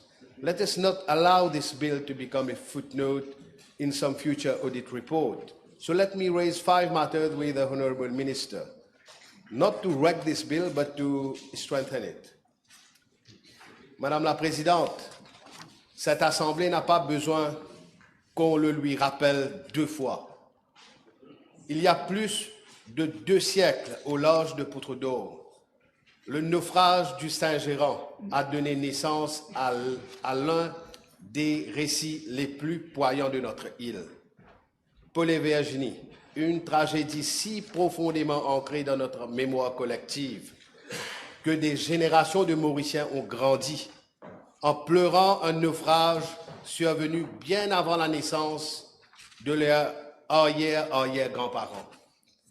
Et de mémoire vivante, en juillet 2020, le Wakasho s'est échoué sur le récif de la Pointe Desney, déversant 1000 tonnes de fuel dans le lagon de Blue Bay, gravant dans la mémoire de cette génération ce que le Saint-Gérant avait gravé dans celle d'une autre. 2 naufrages séparés de plus de 250 ans sur les récifs d'une même île. Les choses ont-elles vraiment changé entre les deux? This bill, if we get it right, is part of how we answer yes. A properly accountable Mauritius Hydrographic Services coordinating closely with our environmental agencies is how we prevent the next Wakasho. I would ask the Honourable Minister whether Clause 4 should explicitly require coordination with the Ministry of Environment, not merely relevant maritime safety regulators, in identifying high-risk reef zones.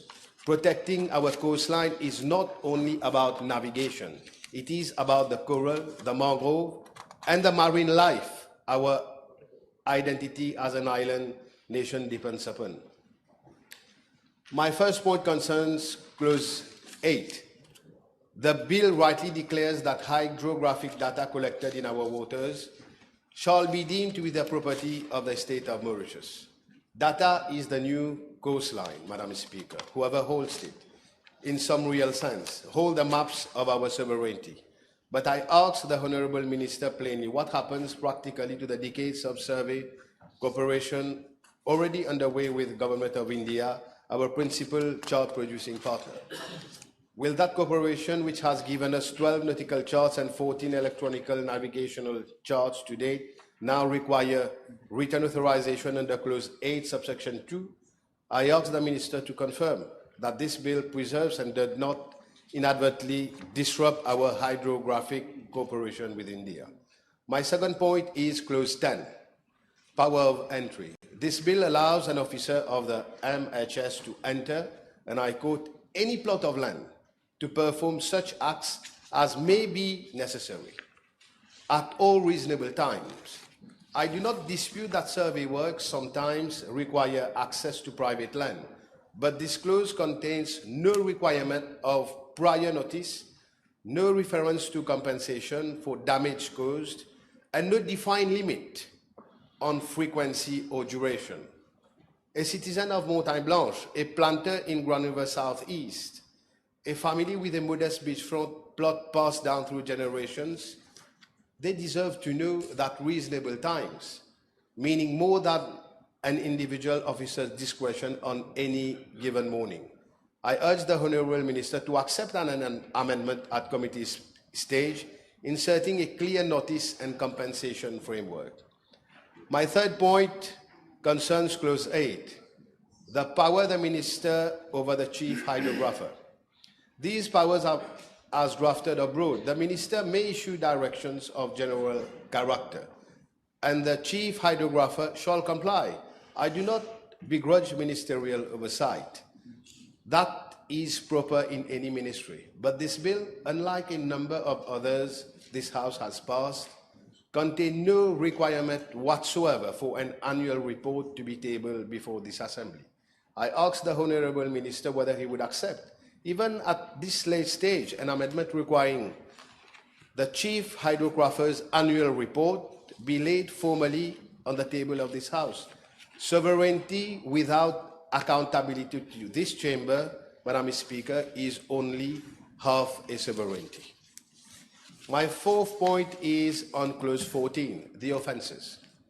A general contravention of this Act carries up to 5 years imprisonment. I do not take breaches of maritime data security lightly, but that same exposure applies to minor technical non-compliance under the catch-all wording. I ask the Minister to consider proportionate tiers of penalty at committee stage. My fifth and final point, Madam Speaker, clause 2 defines plot of land simply as delimited part of land or water. A definition broad enough to reach leased, pagiometric, and private beachfront concession. Was this breadth intentional, and what protection exists for those whose land now falls within its reach? Madam Speaker, none of these 5 points are raised to obstruct this bill. They are raised because a bill establishing sovereignty over our waters should not itself contain ambiguity over the rights of our people on land. No uncertainty over a hydrographic partnership with India that has served this nation for 2 decades. This bill protects our waters on paper. Let us work together today to make sure it protects our people and our partnership in practice.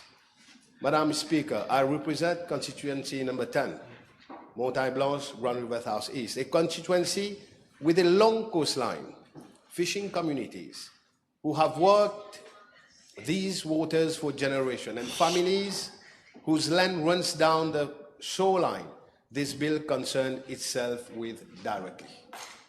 When I return to my constituent this week, they will not ask me about clause 8 or clause 14. By number, they will ask me one simple question. Does this new law protect our sea without threatening our land? With the amendments I have proposed today on continuity with India, on notice and on compensation for entry, on annual accountability to this House, on proportionate penalties, and on the definition of the very land this bill may touch. I believe, Madam Speaker, the answer can be yes.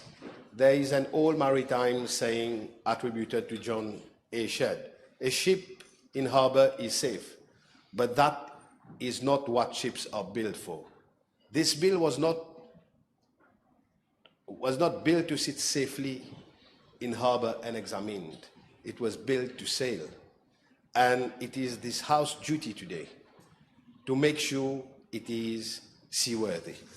Let this House be remembered not for how quickly it passed the bill today, but for how carefully it did so. Because somewhere tonight in our 2.3 million square kilometers of ocean, a captain is trusting a chart drawn by officers of this state. Let this House be equally worthy of the trust our own citizens place in us to chart their rights on land as carefully and as faithfully as we chart our waters at sea. Thank you, Madam Speaker. Thank you. You were well within time. You were well within time. Okay, Mr. Honorable François. Merci, Madame la Présidente. D'abord, en ce 14 juillet, qui m'offre l'opportunité de féliciter chaleureusement le peuple français à l'occasion de leur fête nationale, je transmets notre gratitude et nos vœux de paix, de progrès, de prospérité à la France, surtout pour son soutien apporté à Rodrigue, notamment dans le secteur de l'eau. Bonne fête et aussi bon anniversaire au Premier ministre, Dr. Angoula. Now, Speaker, now I shall provide a brief overview as a graduate surveyor technician on this technical bill presented by Honorable Mohammed, the Mauritius Hydrographic Service Bill number 11 of 2036, whom I congratulate. The bill aims to establish Mauritius Hydrographic Services,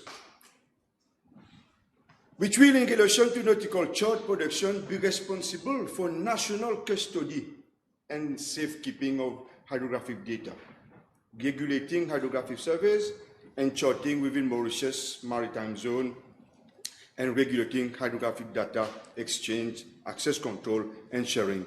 This is fascinating. An important subject, hydrographic. Lucinapi International Hydrography Organization Director stated, hydrography and derived products open up new opportunities in the maritime sectors, highlighting now how important it is to invest in the hydrography sector to provide a competitive advantage in the maritime domain, rightly highlighted by Honorable Mohammed.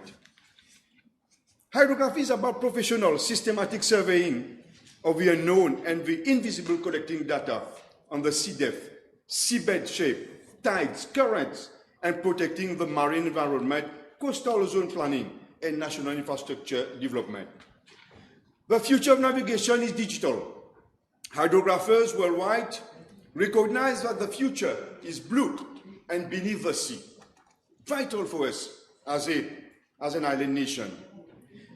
The IMO, International Maritime Organization, encourages the development and implementation of e-navigation to enhance berth-to-berth navigation using electronic chart display and information system with electronic navigational charts. As interpreted in this bill, hydrographic data covers the physical features of Mauritius Maritime Zone, including coastal areas, very important, coastal areas, rivers. This morning I heard the Honorable Ashia Baden talking about Vakwa Reservoir. Tides, navigational features. And here I have to mention the working relation with road rigs should be clearly defined. This year, Madam Speaker, the International Hydrographic Organization celebrated World Hydrography Day with the theme, Transforming How Ocean Data is Shared, Recognized, the importance of digital technologies and data interoperability in maritime and ocean sectors. Surely our republic is an ocean state with its EEZ as defined, rightly said so by Honorable Mohammed, and especially with the 183 kilometers square extension around road rigs, essential for our sustainable maritime development. Now, Speaker, today, much of our nautical chart production is currently undertaken by India, the chart producing nation for Mauritius, with established protocols for selling navigational products. And to date, the Indian National Hydrographic Office has produced 12 paper navigational charts and 14 electronic navigational charts, 7 for Mauritius, 3 for road rigs, and 2 for Agaliga. Now, Speaker, from a security perspective, the Indian Ocean is emerging as a strategic hub in a global power dynamics with Indian engagement, the Georgia base, and growing Chinese presence among African coastal states. This bill will reinforce security needs and the control of our seabed resources, with Mauritius playing a key strategic role in the geopolitical future with our sovereignty claim on Chagos.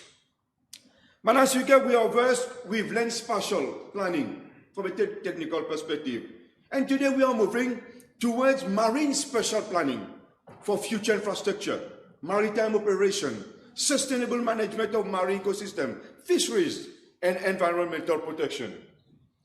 Clause 4F of the bill authorizes hydrographic surveys in Mauritius and the production of and publication, distribution, and updating of official nautical charts for use in our maritime zone.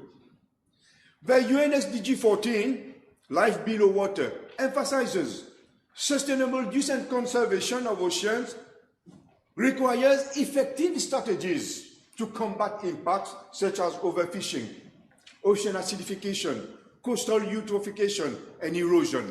This is part of the extension of this bill.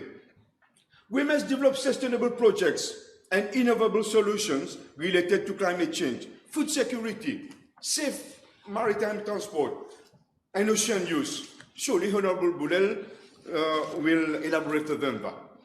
In line with Blue Economy vision and growth, Mauritius will need to recruit more hydrographers or hydrographic surveyors to deepen our understanding of our seas for wider economic and social benefits.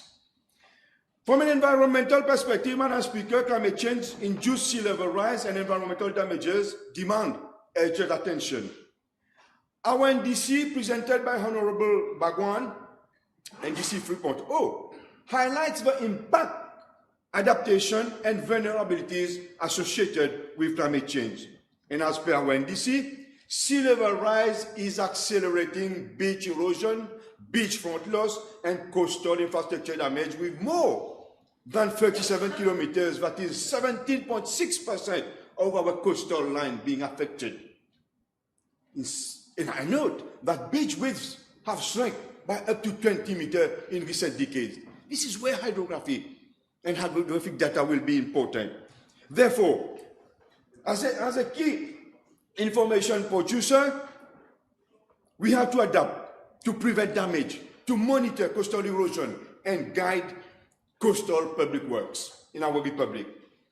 Mauritius has initiated, very important, a carbon sink enhanced program aiming to carry out a blue carbon inventory in our EEZ by 2025, which will require certainly hydrographic data.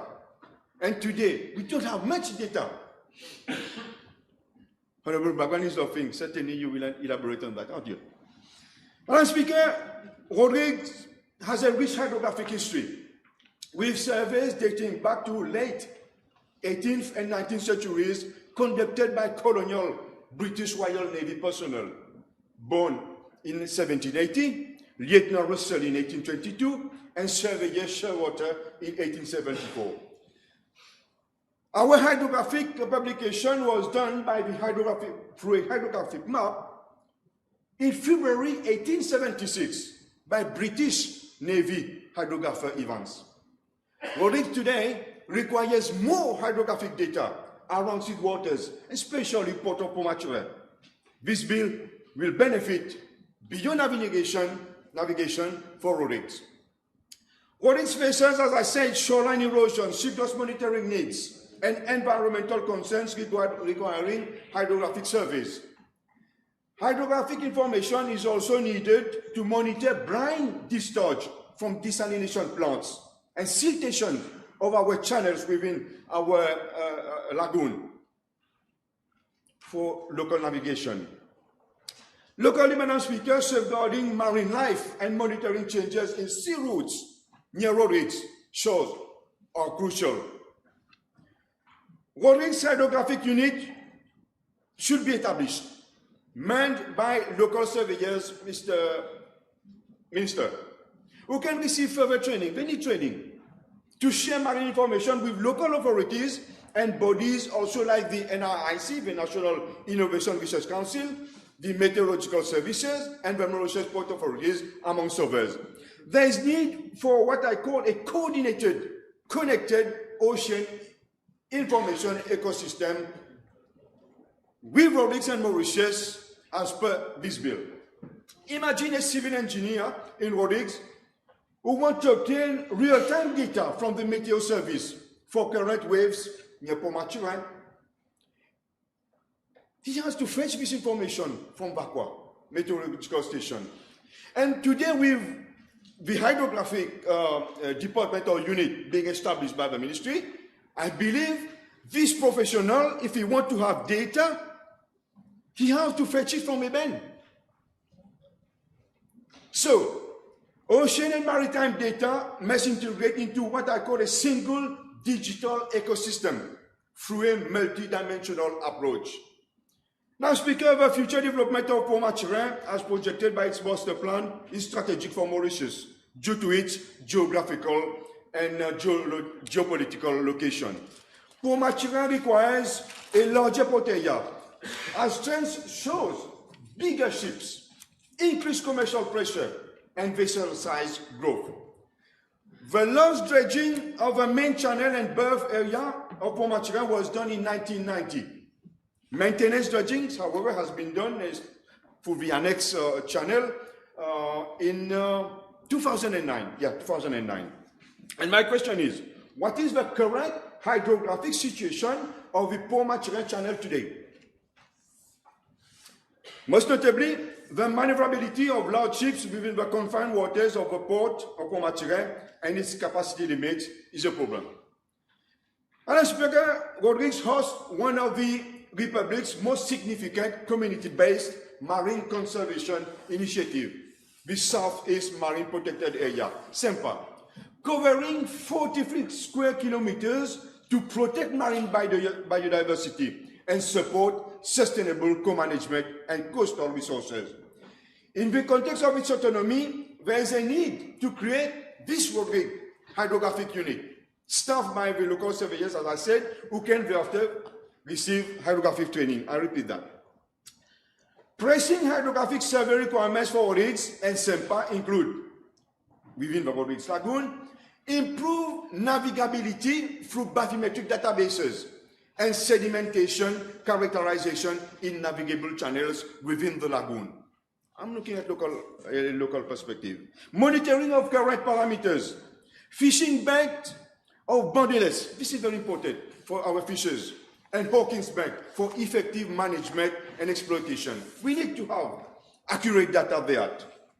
The EEZ and maritime zone around Rodrigues from an economic perspective are fundamental assets for our republic.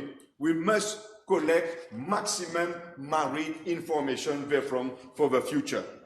Madam Speaker, let me conclude. As I said, I will be looking at the technical aspect. The maritime and ocean sectors are undergoing digital transformation. This bill is laying the foundation for safer navigation, more efficient operations, better environmental stewardship, and informed decision-making. In light of what I've said, I reiterate my support for the Mauritius Hydrographic Service Bill and look forward for further elaboration and debate, especially with our Chagos Agreement. Madam Speaker, that will be my contribution, and I thank you. Thank you. Yes, Ms. Colette. Madam Speaker, I humbly beg to move for the adjournment of the debates. Thank you. It needs to be seconded. Who's seconding, Ms. Colette? Yes, Mr. Venkatami. The question is that the debate be now adjourned. Those in favour say aye. Those against say no. The ayes have it.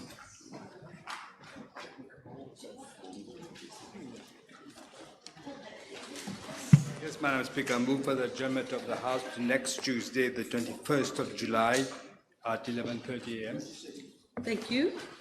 The House stands adjourned.